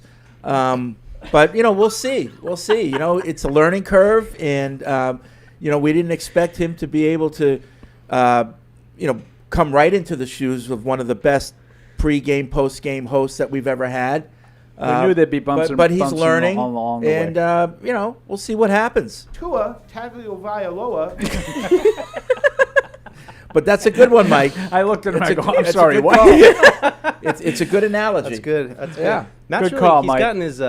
gotten his glasses fogged down, which is a good, progress. We're seeing. I like, also think, in all consistency seriousness, progress, it's been a lot better. He's gotten a lot better. Oh, it always does. Right? I still, Gets easier. people still complain he doesn't do the good, the bad, and the injured right. Yeah, the ups, the I downs. don't think he didn't do it right this week. I think he did it. Yeah. Do you think we waited too long to get into Well, it? there was no good list, so he was able. Well, to. that was a problem. That was a problem. The good list consisted of individual plays. Right. Good tackle. Kevin's in San Francisco. What's up, Kevin? Uh-oh. Hey guys, how we doing? Good. Are you escaping from Alcatraz? Yeah, I'm sorry. I'm walking down Chestnut Street right now. It's a little busy. Okay.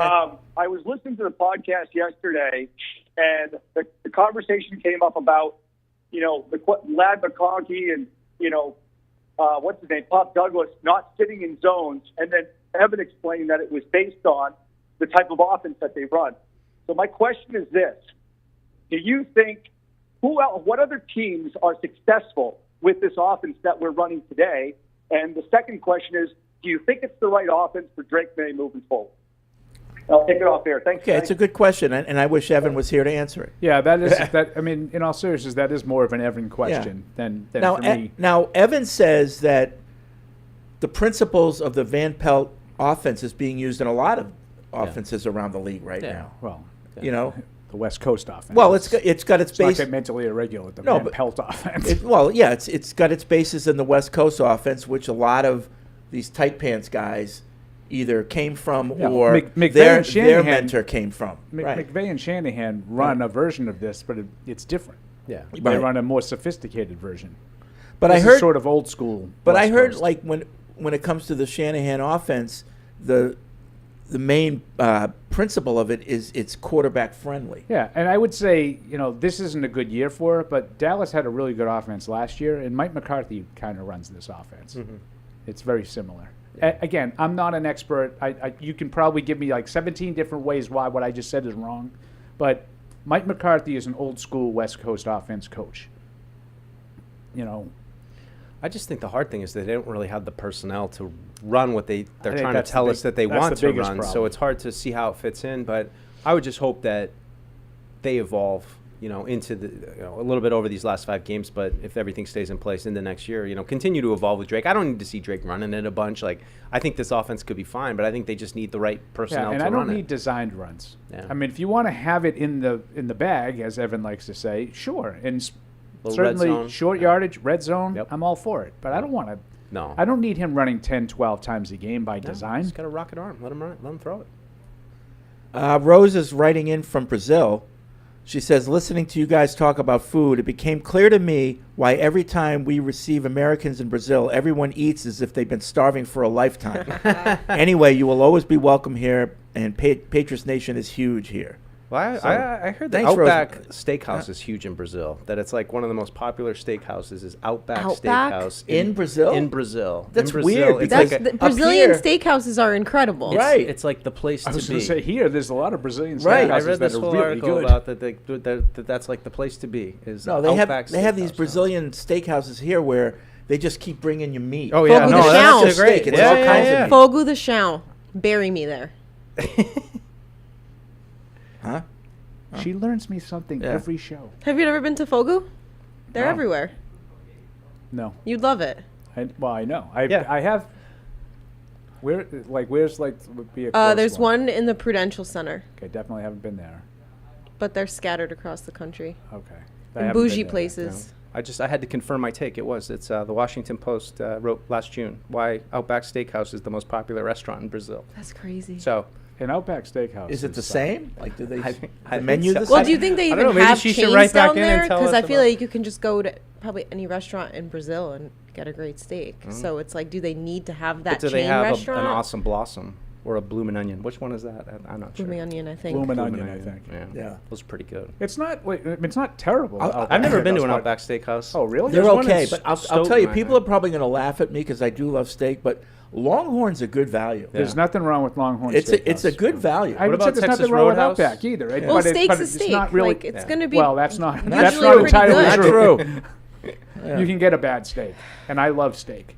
I've yet to come across one, but I believe you.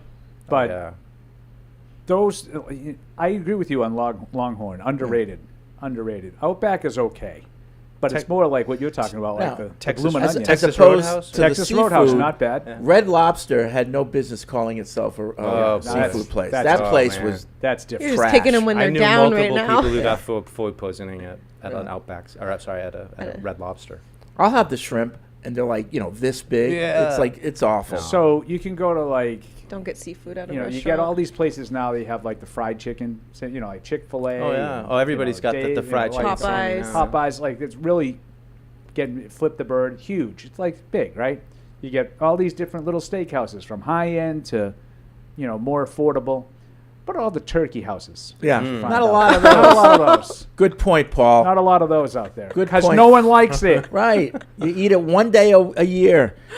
Tom in England, happy Thanksgiving to all of you from across the pond. We don't have the padiddle game here, but we do have the yellow car game where you can punch your friend if you see a yellow car. Yeah, punch Oh, that's buggy. punch We buggy. say Yeah, yellow punch car buggy. instead of padiddle. Yeah, they're punch buggies too. Another one. Ours was Yeah. padiddle pinch a nipple, though. Oh, really? Ours is Oh. You had to do a nipple twist. Rhode know? Island. What are you Things and your crazy friends in Rhode doing? Island. Yeah, ours Is that like in the if you see- military? You're like driving through Afghanistan. Yeah, I've seen if pinching you see the nipples? Volkswagen Bug, you say like, punch buggy blue. Right. Yeah. Yeah. Blue now punch that- buggy, no that I punch did. back. Yeah. Yeah. Here's an easy trivia question for Paul. No. The Patriots have played in 5 Thanksgiving games. Can you name the year and score of each of those games? I'm not going to get the year. I don't know if I can get 5. Go I back- remember go back in they time. lost. We just did one, right? They lost 20-17 in Dallas. I want to say like 78. 84. Oh, wow. You got the score right. 84. Yeah. They lost 34-9 in Detroit in 2000. Yes, exactly right. 2002, they beat Detroit. Teddy Bruschi pick 6. Kind of an odd Became score. a linebacker that day. I'll get back to that. Okay. So then maybe, like, was it? I'm not going to get the scores. They beat Detroit again, like 08, 09-ish. 10. 10. Yeah. Devin McCourty pick. Butt fumble. The butt fumble. They killed him. Oh, the butt fumble was a Thanksgiving game. That's the 5th 2012. one. I needed help from Mike. I would not have gotten that. And then we just did one, right? So 2010, And then Minnesota. Most 45-24. 45-24. I wouldn't have gotten the scores. And then 2012, I guess that was the butt fumble butt game. fumble game. Yeah, that was like 40. 49-19. Yeah, 40. Yeah. Oh, it's bad. So And there's then Minnesota. Well, he only has 5. Well, there's 6. The 6. Because if there's Oh. 3 Detroit, 1 Dallas, butt fumble Jets, there's 6. You Because they better- played. yeah. It was probably Mac Jones's last good game. You better They get your lost facts that, straight. You're going right? to question PP on No, the but trivia, am I right? That was Thanksgiving. Evan, Yeah. you remember Think so. at Minnesota a couple years ago? That was a Thanksgiving night game, right? Sure was. Yeah. Fred and I were there. Yeah. Yeah. Yeah. Did you we guys had have snow in turkey? our- Did they have in our turkey for you drinks. there? They. I let you down though. I couldn't get they did. those scores. I do remember when they overturned Hunter Henry's touchdown. That was absolutely a touchdown. Yeah. Both him and I looked at each other and were not happy about that. I remember that. All right. Evan's here.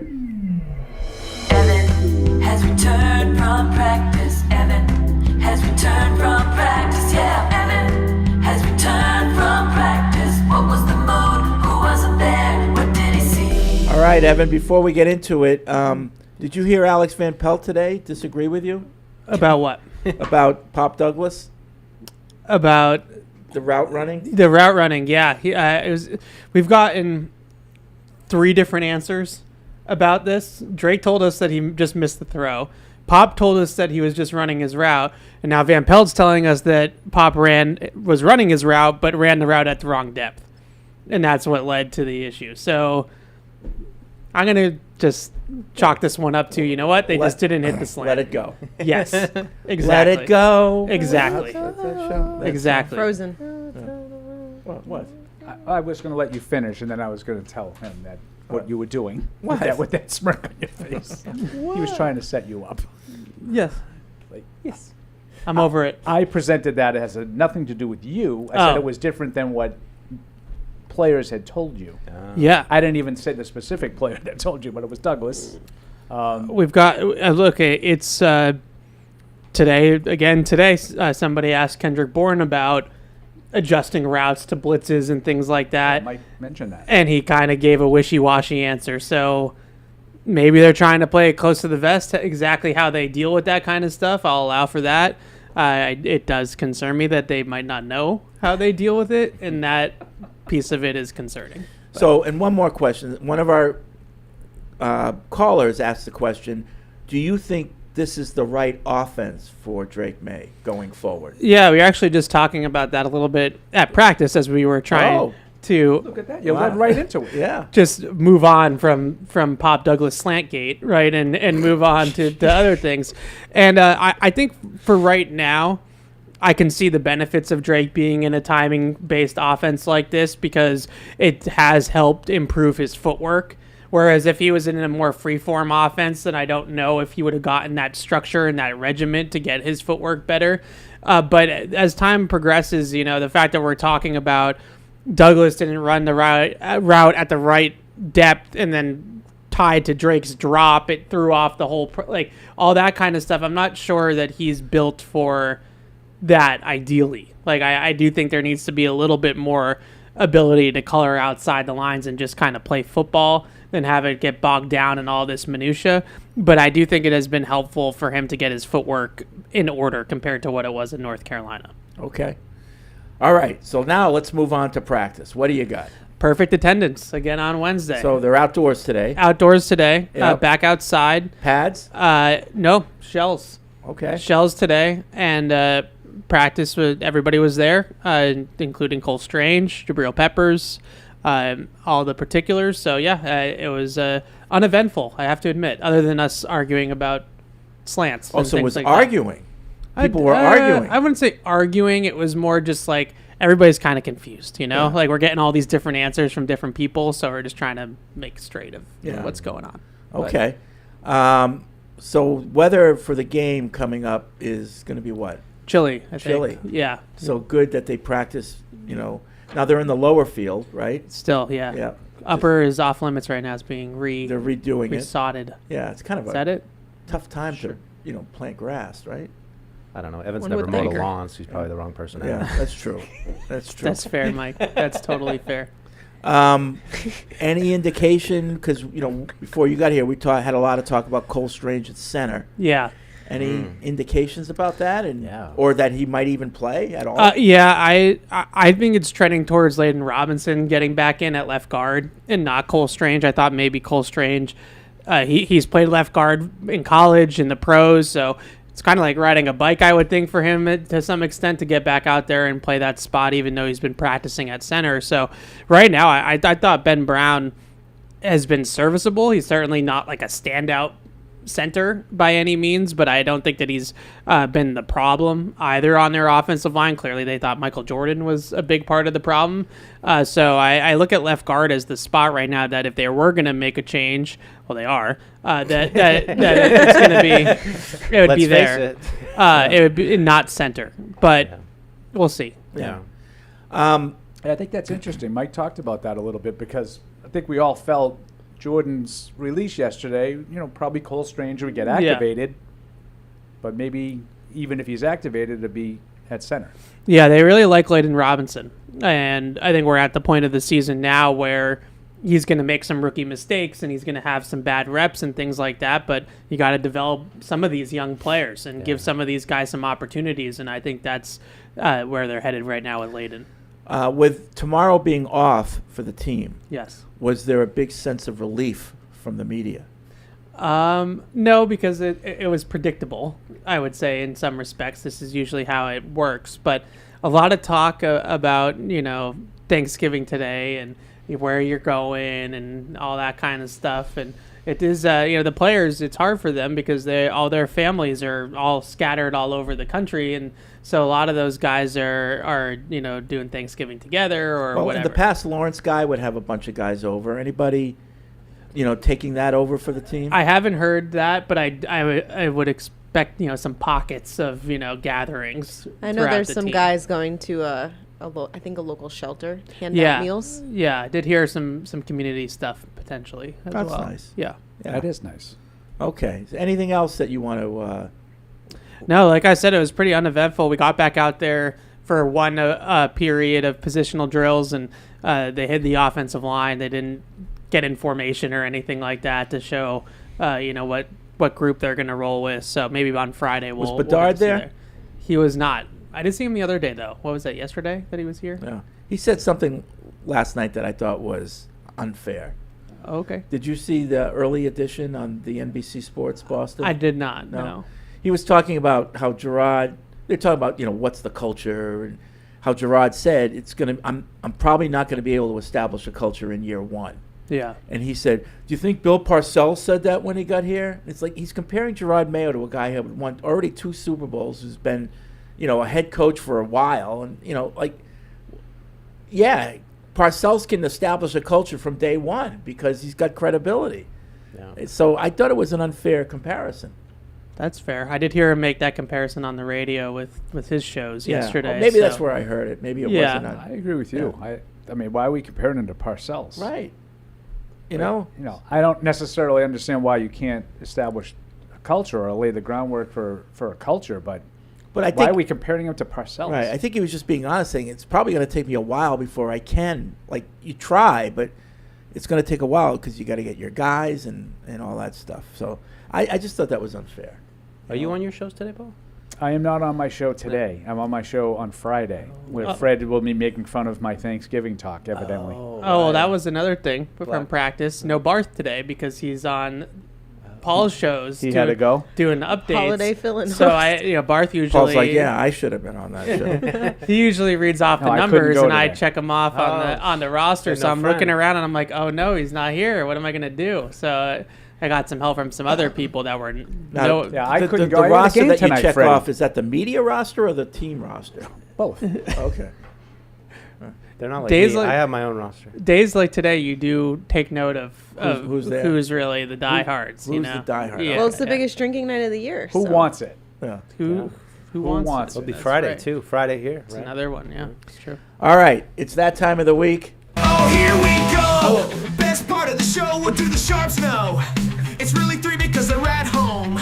Will Denver ever play a game on the road? Separate the boys from the man. Lock of the week. What's the spread again? This is the song until Jill makes a real one. It's that time. We gotta hurry. So what'd you do? Tell AI do a Green Day pop punk. It's like Green Day, right? Yeah. I've done disco. I've done rock. You don't like those? I like the disco one better, but I like disco. Let's keep trying. Do a country one next. Yeah. I'm gonna keep doing it until Jill makes a real one. Big Saturday Night Fever guy, Paul. Yes, you know that. Yeah, I love the Bee Gees. Disco, Love that'd them. be good. I love the Bee Gees too. Yeah. You can tell by the way I do my picks. I got a feeling of the league. All right. Thursday, a full slate. They don't all land. Thursday, What key full was slate that? of games. Okay, hold on. Hold on. Yeah, that's right. Alex and Evan, we got to give the flowers, Fred. Yeah. Alex and I Evan, was gonna 9 skip and this 4. part. We're on fire. 9 and 4. Paul 8 and 5. Mike and Fred 7 and 6. Here's where the problems come. Yeah. Paul was 8 and 5 with the spread. Alex and Evan were 6 and 7. Mike was 5 and 8. And Fred, Uncle Freddie. 3 and 10. Ouch, Uncle Freddie. That's the leader. I had a similar week to the Patriots. So the overall leader remains Evan, 118 and 61. Alex and Paul tied at 115 and 64. Fred, 112 and 67. And Mike, 110 and 69. You get the poop emoji.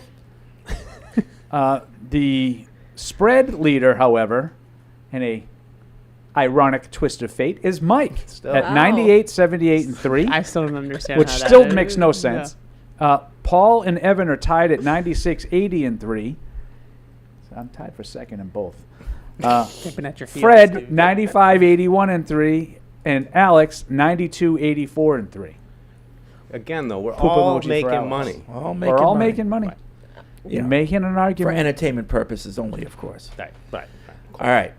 So Full slate of games. Full slate this of games week altogether. All tomorrow. 16 teams. And all 16 games. Only this one week. of them good, but whatever. 12:30 on CBS. The 4-7 Bears are at the 10-1 Lions. Detroit by 10. 10 points. Yeah, I think I'm going to go with Detroit in this one. Just feels like, I know Chicago's been a little bit better since the change, but I'm going to go Detroit below doors. First game, kicking things off on Thanksgiving. I'll lay the points, all 10 of them. Yeah, me too. Detroit at home. I like them to cover. Yeah, the Bears have looked a little bit better, but some of it, I would say, is Caleb just making plays. People a little were bit raving more. about his He was game. unbelievable. Yeah. Some of those Yeah, throws he I don't made know last how week. much of that was like the scheme is so much better and just Caleb doing Caleb things. I don't think that holds up against the Lions, so I'm going to take Lions both ways. Yeah, and I did see one thing in overtime. He took a horrendous sack, which basically kind of ended the game for them. But he is playing better the last couple of weeks. I will lay the points because I think Detroit in the national window will look to win by as many as they can. Yeah, me too. Detroit both ways. Okay, 4:30 on Fox in Fox Deportes. The 2-9 Giants are at the 4-7 Cowboys. It's a good time to take a nap. Yeah. Dallas by 3.5. Man, this is a tough one.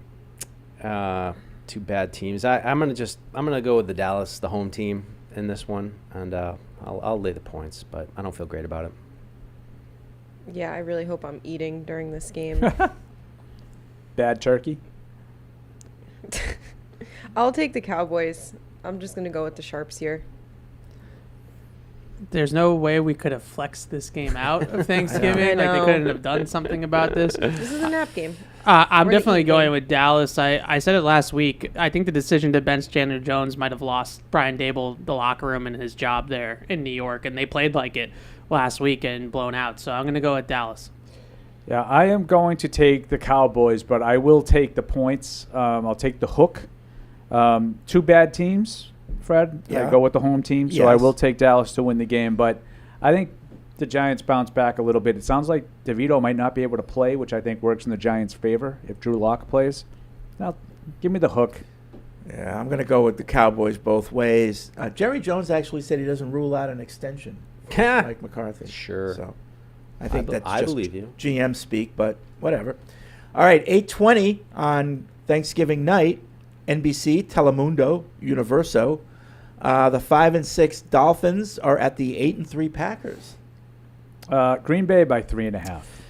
Yeah, I was kind of mad at myself last week for going away from Green Bay at home. As good as Miami looked, I'm going to go with the home team. A little bit of weather, Lambeau. I like Miami in this game. Is there? I'll lay the points. I don't know, but it seems Well, like don't there say should that be if you one. don't know. Maybe. You just assume it's It is gonna be cold. Wisconsin. A little bit of weather. Well, you Green, guys were talking about the weather last week in that Cleveland game, I'm and just gonna- everybody Right. ignored it. Right. It That was a huge factor. Yeah. I mean, if it's going to snow had at the inside tundra, then information we on need to that, know. too. Yeah, and I just blew it off. Yep. Cost myself a win. Me too. Packers. 30 degrees. Yeah, so 30 degrees. I'm going to go with the Packers both ways, too, because this is the type of game that Miami has not won. It's too cold. It's outside, physical football team. Like if they have not won this game since Mike McDaniel has taken over, and I don't think they do. Yep, same thing Evan just said. Yeah, I'm going to go with the Packers as well.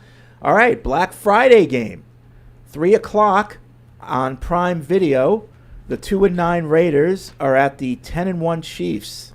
Chiefs by 12. 12. All right. Is this Aiden O'Connell? I Gardner think so. Minshew? Yeah, I think it is going to Minshew's be. out for the year. Yeah, Aiden right. So it's O'Connell. Aiden O'Connell. But I don't think Raiders. they've made a decision. I think it could be Desmond Ritter as well. Oh, I mean, jeez. I know probably what Paul's going to do, and I know Kansas City hasn't been great with covering. They bit me in the butt last week for it, but I can't do it at home in this kind of situation, I'm going to take Kansas City, and I'm going to lay the 12. Sounds like it's going to be Aiden O'Connell, but that's just the. He beat him in this spot last year. I believe scuttlebutt. on Christmas. Oh, Yeah. good. All right. Even more reason. In Kansas City. Revenge. They're not going to sleep on this kid. Chiefs. They know. Take it serious. They're sharps, and they know. I'm going to take the Chiefs, but I'm going to take Vegas to cover that spread. The Chiefs have not been covering I these know. spreads. I knew you guys were going to do this. Last week against Trying to play Carolina, you strategically. only win by a field goal. I mean, what are we doing? Come back to us, Kansas City. So Yeah, some of us picked it, and I will be with Evan again. The Chiefs haven't covered any of these spreads all year. You know me, I'm a slave to the trends, Mike. I know. I'll take Kansas City to win the game, but I will take the 12 points. Folks? No. Oh, it sounded like that pause. No, I'm going to go with the Chiefs both ways in this game. I just think the Raiders, they don't want to win. Right? Yeah. They don't. Yeah. So I think that's don't part care of it, about too. winning. All right, now we move on to December. Now we move on to Sunday, There we go. December 1st. I like the way you're sounding, though. Yeah. Well, he was right. We do move on to December. 1 o'clock on CBS, the 7-4 Chargers are at the 6-5 Falcons. The Lack by 2.5. 2.5. Tough loss there for the Lack to the Ravens. You know what? I've been going all home teams. I still don't believe in Atlanta. I'm gonna go with the Lack on the road, and I'll lay the points. Retweet. it's a tough one. These are two teams I don't trust. I don't trust either of these teams. We did get the Chargers not being up for the big dogs, though. We got that right, Paul, so last week. So I'm going to say the Chargers win this game, and they cover, but I don't know what to take of either of these teams right now. Yeah, I agree. I'm going to take Atlanta at home to bounce back. I don't think that they've been great. I think Chargers are probably better, but I'm going to take the Falcons at home. Yeah, folks, this is your upset of the week. Okay, Atlanta? Atlanta wins. Okay, so I need to make note of that. Okay. I have to put it included So in the there's your newsletter. asterisk. Yeah, there's your asterisk. All right, 1 o'clock CBS. The 8-3 Steelers are at the 4-7 Bengals. Bengals by 3. You got the money line? I do not have the money line. I don't know what that is anyway, so it doesn't matter. So you just bet the money line. You just need a winner. Money line is Pittsburgh So plus you just 130. bet straight up. Pittsburgh plus 130. So that Yeah, means so if I bet Pittsburgh 130, I win 130? I think you bet 100 to win 130. 100 to win. Yeah. So what if I lose? You lose 100. You lose $100. I just said you bet 100 to win 130. If you lose, you lose 100. You lose 200 if you. I need a drink. Why are you even putting the Pepsi away? I As know, if you don't have the whole liter. Just drink it out of the liter Just like leave a it there. 14-year-old kid in his parents' like he's house. drinking it out of a coffee cup. Why don't you just go eat your turkey? Just get a big straw. I need a drink, and he Could do pulls that. out a 2-liter. Is great. That's a good gift for Paul for Secret Santa when we do it. A giant straw. Oh, I thought you meant like one of those helmets with the pepper. That too. We're not doing Secret Santa, are we? Oh, we are. Yankee swap. doing We that. always do. Yankee swap. Oh, Yankee swap. Not Same Secret thing, Santa. same Yeah, thing. That's we where do you gotta Yankee get swap. specific, Who's bringing the jersey Mike's gift Mike, card? you saw my panic. I have to buy for someone individually? I know, No. Right. Sailor. I think a lot of us are kind of like not believing in Pittsburgh still and kind of just want them to lose. And I'm one of them. So I'm going to go with Cincy at home with Joe Burrow. He's having a great statistical year at least. So I'll take Anybody own this series? I I would assume Pittsburgh, since they're always good and Cincinnati's always bad, but I don't know. You took Cincinnati? I Mike? did. I'm going to lay the points, please. What was the spread? 3. Cincinnati by 3. I'm going to take the home team to Cincinnati win. by 3. I think it could be a close-ish game, though, so I'll give the Steelers the hook. Yeah. Yeah, so Burrow has lost 3 out of his last 4 to Pittsburgh. Lost both games last year. I picked the Steelers to win and got burned by Cleveland last week. Just when I started to trust Pittsburgh, they burned me. So now I'm just in the pickle. I'm going to take Pittsburgh. I think they bounce back. So I do think this is an interesting spread. 4-7 favored over 8-3. The Sharps know something. And I am going to go with the Sharps. I'm going to take Cincinnati, saying that they know something. Yeah, I'm with you, Paul. The Sharps know something in this game. I don't know what it is, but something they know. Somebody's going to win. Yeah. They know by about Might 3. be. There is something, and they know it. 3 points. They know it. So very intrigued by that spread. Read All right, the tea leaves. 1 o'clock on Fox. The 7-5 Texans are at the 2-9 Jaguars. Houston by 4.5. Suddenly reeling Houston. Yeah. Bobby Right. Slowick on the hot seat. C.J. Stroud, Yeah. sophomore I slump. saw BB killing them on one of his BB, shows. obviously. Yeah. Oh, yeah. William. Team that has talent he doesn't like. Yeah. I was kind of surprised because I mean, you can get a quarterback and a lot of good players and get good that way if you want, but there's really not much coaching involved in that. Paul, are the people on your shows rooting for the 2-win teams to win? On my shows? Yeah. I don't know. No. I don't know if they have, you mean for the draft pick? Yeah. I'm going to take Houston to win, but I want to take the points. I'm going to say it's a close game. I'll take Jacksonville Okay, plus Mike. 4. That's how Mike It does does sound like That's how he Trevor gets the lead. is back Is at Trevor practice. back? So it could be Trevor is back at practice. But I don't know if he's playing on Sunday, but it sounds like he's getting healthier. That's it. That's all I got. Yeah. I mean, I got screwed last week. If I had known Purdy wasn't playing, I would not have picked the 49ers. Me too. I got screwed on that I one. did too. I did the same thing. I was thinking of calling who'd you you when I pick, heard Dave? about it on Friday. That's what I picked. But at the same time, I had no idea that Purdy wasn't playing. in I his made that defense, pick. Purdy did get hurt at practice on like Thursday night. Yeah, I had no idea Purdy wasn't playing. I picked the Packers. Well, you could have just had a feel for the league. It's not your fault, Will. Houston. I need to know for sure that Trevor's playing to have any faith in the Jaguars even coming close to covering. So, sorry, Mac That was a Jones. strong take right there. There's some optimism, it says, for Trevor to play in this game, but I'm going to go with Houston too. I do think they bounced back a little bit. Kind of some flukiness from that game last week. It was a weird one, so I got Houston. Yeah, I'm taking Houston both ways too. If I knew that Lawrence was healthy, I would do the Mike Dussault take Split the 'em. points. But if Mac Jones plays, You don't believe in Mac all of a sudden. Okay, fine. Yeah, I'm going to go. Oh, that's funny. All of a sudden What a pivot. he's not in the Patriots anymore, so you no longer believe in him. Right. If they didn't break him. I'm going to go with Houston as well. 1 o'clock on Fox. The 6-5 Cardinals are at the 9-2 Vikings. We'll see if the Cardinals are looking ahead to our game 2 weeks from now. 2 weeks from now. Minnesota by 3.5.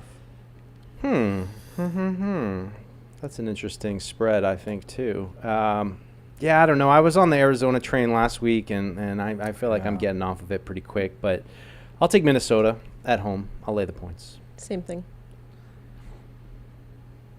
I do want to take my Cardinals, but cooler heads prevail, and I'll Your take Cardinals. Yeah, Evan likes the That's my Cardinals. team. But I'm going to take the Vikings. The win last week for Minnesota was almost an epic loss, so I'm a little worried about them. They're kind of reeling a little bit there, but I'll take Minnesota.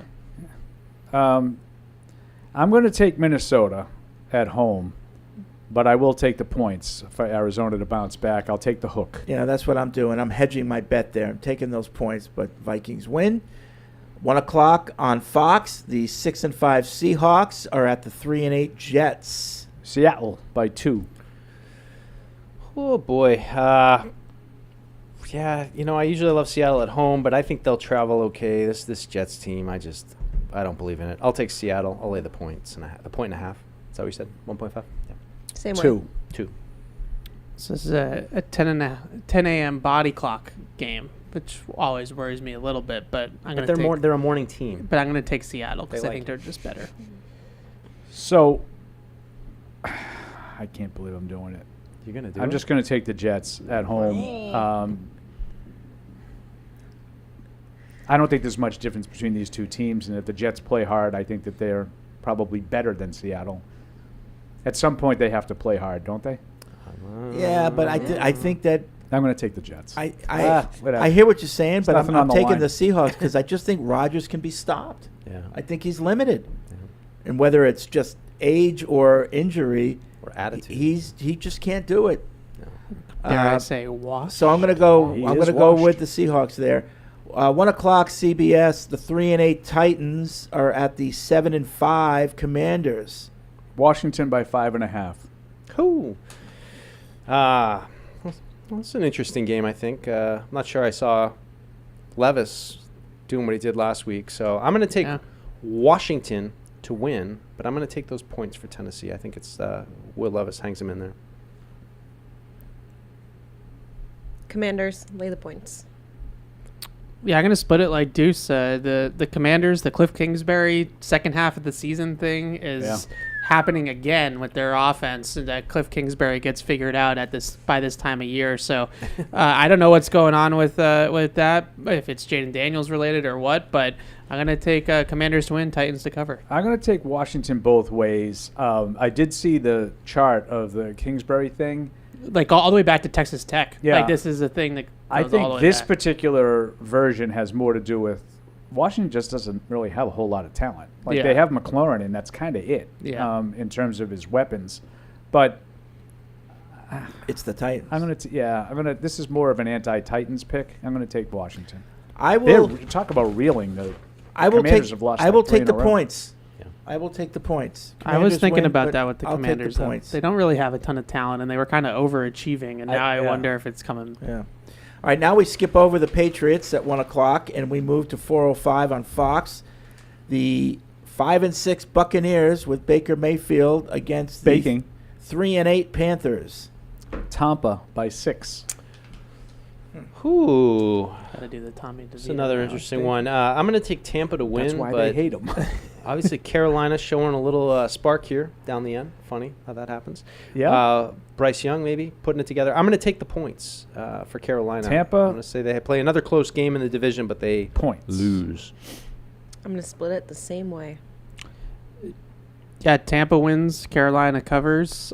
Bryce Young, it looks like he might have turned a corner here a little bit. He zipped that touchdown. That one throw was like, whoa, he put some mustard looks on it. much better. He has played better. I'm not sure what his long-term, ceiling is, but he has played better since he came back, which is something that we talked about. The whole, you can't play Drake Maye because then you can't take him out. No, you can. Yeah. You can play him, and he can play poorly, and you can take him out. Give him a timeout. Doesn't necessarily mean that his life is over. He can come back. I mean, the Colts are doing the same thing with Anthony Richardson. Yep. And he didn't play well last week, but he had a really good game against the Jets and almost won that game. So I will take Tampa. I am going to lay the points. I think too much offense. I think they can run the ball on Carolina.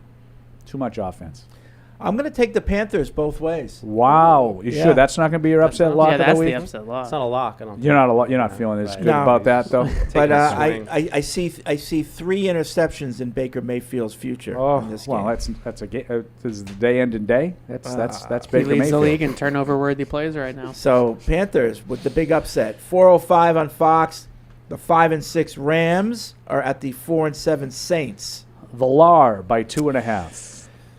A little disappointed last week with Villar. And, Giving up 70-yard touchdown runs bad. Yeah, that is bad. And, there's just something about New Orleans, a little spark to them, too. You know what? I'm going to just stick with the Rams. I love when he does that. When he talks himself in and out of You never know where it's going to go. Well, some of these games are tough when they only have a small spread. It probably means it's going to be close. So you gotta figure it out. So you got to cover all bases. You got to put your brain to use. Probably means it's gonna be close. I'm gonna lay the points. Yeah. This is the guy who's leading the league. Rams. Yeah, I don't know why Vegas likes the Saints. I feel like every time we do this, the Saints are at least in a close spread or something like that. I like the Rams. I think they're good enough to beat teams like the Saints, but not good enough to beat teams like the Eagles. Tell ya, Evan's having a really good show. Why? Because he's saying things you agree He's with? saying a lot of things that I think. The law. Which means we're right. Little echo chamber on that side of Right, the desk. right. This is the black this is the sweatshirt ball guys. mowing half of the table. So you're done? Yes. Okay. I'll take the Rams. Don't give me attitude. Finish. I'll take the Rams. He's Only winning. one 4:25 game. picks. It's on CBS. It's the 9-2 Eagles at the 8-4 Ravens. 9-2 Eagles, 8-4. Baltimore by 3. See, why isn't this game on This is Thanksgiving? interesting. Yeah. This is folks. This is interesting. I like this game. And I don't feel like I have a great feel on Baltimore. Obviously, last week I got Baltimore wrong, but I feel pretty good about this being a Baltimore loses game. So I'm going to take Philly, and I'm going to grab those +3 points. Not that they're going to need it. I hope you bring that back out. The Baltimore loses game. I'm going to take the Ravens at home. I'm not totally sold on the Ravens either. Their defense still looks They're really bad. and it's like kind of just Lamar being Lamar a lot of the time offensively. I like Philly in this game. Philly's offensive line back to being one of the best in football. They just lean on teams, and then you get into the fourth quarter and Barkley's rolling, and it's just like it's a jumping back runaway freight train. So I'm going Philly. That has absolutely been the Eagles' MO for over the last 6 weeks. So They're why are they dominant in the underdogs? second half against the worst defense in the league. Yeah, I am taking the Ravens because I think too much offense, and if they want to play that slow starting style and run the ball, I think they might fall behind in this game. So I'll take the Ravens at home. Yeah, this is a tough one. I mean, what Paul said is probably why they're favored by 3. Well, they're two really good teams, and they went with the home team. Yeah, I know, but the Ravens are having trouble, defensively. Yes. Yeah. Yes. But the Eagles it's so weird. It doesn't seem to have a Barkley's great, but when it comes to their passing game, it doesn't seem to. It's herky and jerky, and then they get in 3rd and long, and Hurts runs for the first. It's weird. That's how we draw it up. Barkley might be the MVP of the league. Yeah. Yeah. When's the last time a running back? Adrian Peterson, maybe. Oh yeah. Yeah, when he had 2,000. Sean Alexander. Yeah. Are we gonna have the I don't know the who's debate more about should the MVP be the best player on the best team? I mean, we can debate anything, Fred. What would you like to do? So I'll I don't take the agree opposite with that. side. I don't agree with that. Okay, then yes. I'm going to go with the Eagles. Just a feeling. 8:20 Sunday night. Be a good NBC red zone game for us, Mike. Ooh, baby. Yeah. NBC, that Universal, Philly, and Baltimore. Telexitos. The 5-6 49ers at the 9-2 Bills. See, the Bills keep coming up with these easy wins. Yeah, I know. Buffalo by 7. Does not playing the most look talented good for team in Purdy. the league. Doesn't seem like Purdy is going to be in this game. Yeah. All right. I appreciate that. 50-50. Heads up It this is a time. 7-point spread, which Yeah. would indicate that they don't think he's going to play. Yeah, a and that's big why spread. I That's a think big spread. I think Buffalo's feeling pretty good about themselves, and I like them to roll. I'll take Buffalo. I'll lay the points. Buffalo. Yeah, what's happening in Buffalo is worrying me, as in they might win a Super Bowl, which would be devastating. Can't happen. So I'm You gonna like Josh Allen. I love Josh Allen. That you doesn't mean stop I it. want the team to succeed. Right. You don't want him to be happy. No, I just want him to throw bombs. The Bills That's not it. winning a Super Bowl is part of the NFL. You can't have that. You can't upset that. Well, the Bills must remain Super Bowl winless. They're a wagon, so I'm has going to been take Buffalo. decreed. Buffalo. Definitely taking Buffalo to win the game. 7's a lot of points. It is. Oh, just they'll cover. You know. I'm that. gonna take the points. Bills keep See, getting these people bad saying opponents. Debo looks fat. I saw some of Propping up that. the window. It's like what? Window should be shut. All right, Bills. I'm going to take Bills both It's really ways. untoward that you just won't admit that you were wrong. So you know. Monday night, 8:15, ESPN Deportes, the 3-8 Browns against the home 7-5 Broncos. You know, if it's a night game, the Broncos are playing at home. The networks love Denver. They like to go how high and is show it? the mountains and talk about the high altitude. They eat at Elway's the night before. Yeah, the go game. to the night before and have a steak. Yeah. The networks love. Do they use to any have- sauces on that steak, or just No. eat it plain? Right, they won't be eating turkey. They love primetime games in Denver. They just love it. Denver by 5.5. They could be 1-15. Oh, Do you like prime time. Let's go to Denver.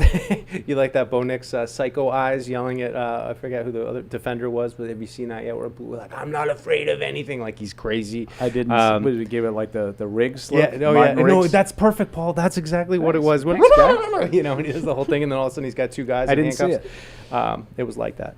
I'm going to take Denver at home, of course. What's the spread? 5.5. 5.5. Yeah, and I'll lay those, even though I love Jameis Winston. It He could brings snow. so It's, much De- joy it's to me. Denver. It could Yeah, snow. could. And that's Never know. evidently Yeah. Cleveland's. Another And part it's of the December. He could Another, be eating another W's. part of the allure. Oh, you get the mountain snow. Jameis It's Winston so just beautiful. always delivers, though. Like it's just, I love that guy. He's Quote machine. So funny. I actually hate everything about it. I'm not gonna lie. Evan hates fun. I hate everything about him. It's like, can we all calm down? He's not serious about football. Exactly. Yeah, I think Cleveland comes off their high. Denver. I'm not sold on Denver yet as a true Bo Nix player hater. in this thing, but I am going to take him in this game both ways because Yeah. I am less sold on Jameis Winston. I would agree, but I do think the Broncos are going to make the playoffs. Yeah, and Agreed. I think they're going to win this game. I'll take Denver both ways. Yeah, the Browns won their Super Bowl last week. Broncos both ways at home. All right, 1 o'clock, we go back to the Patriots.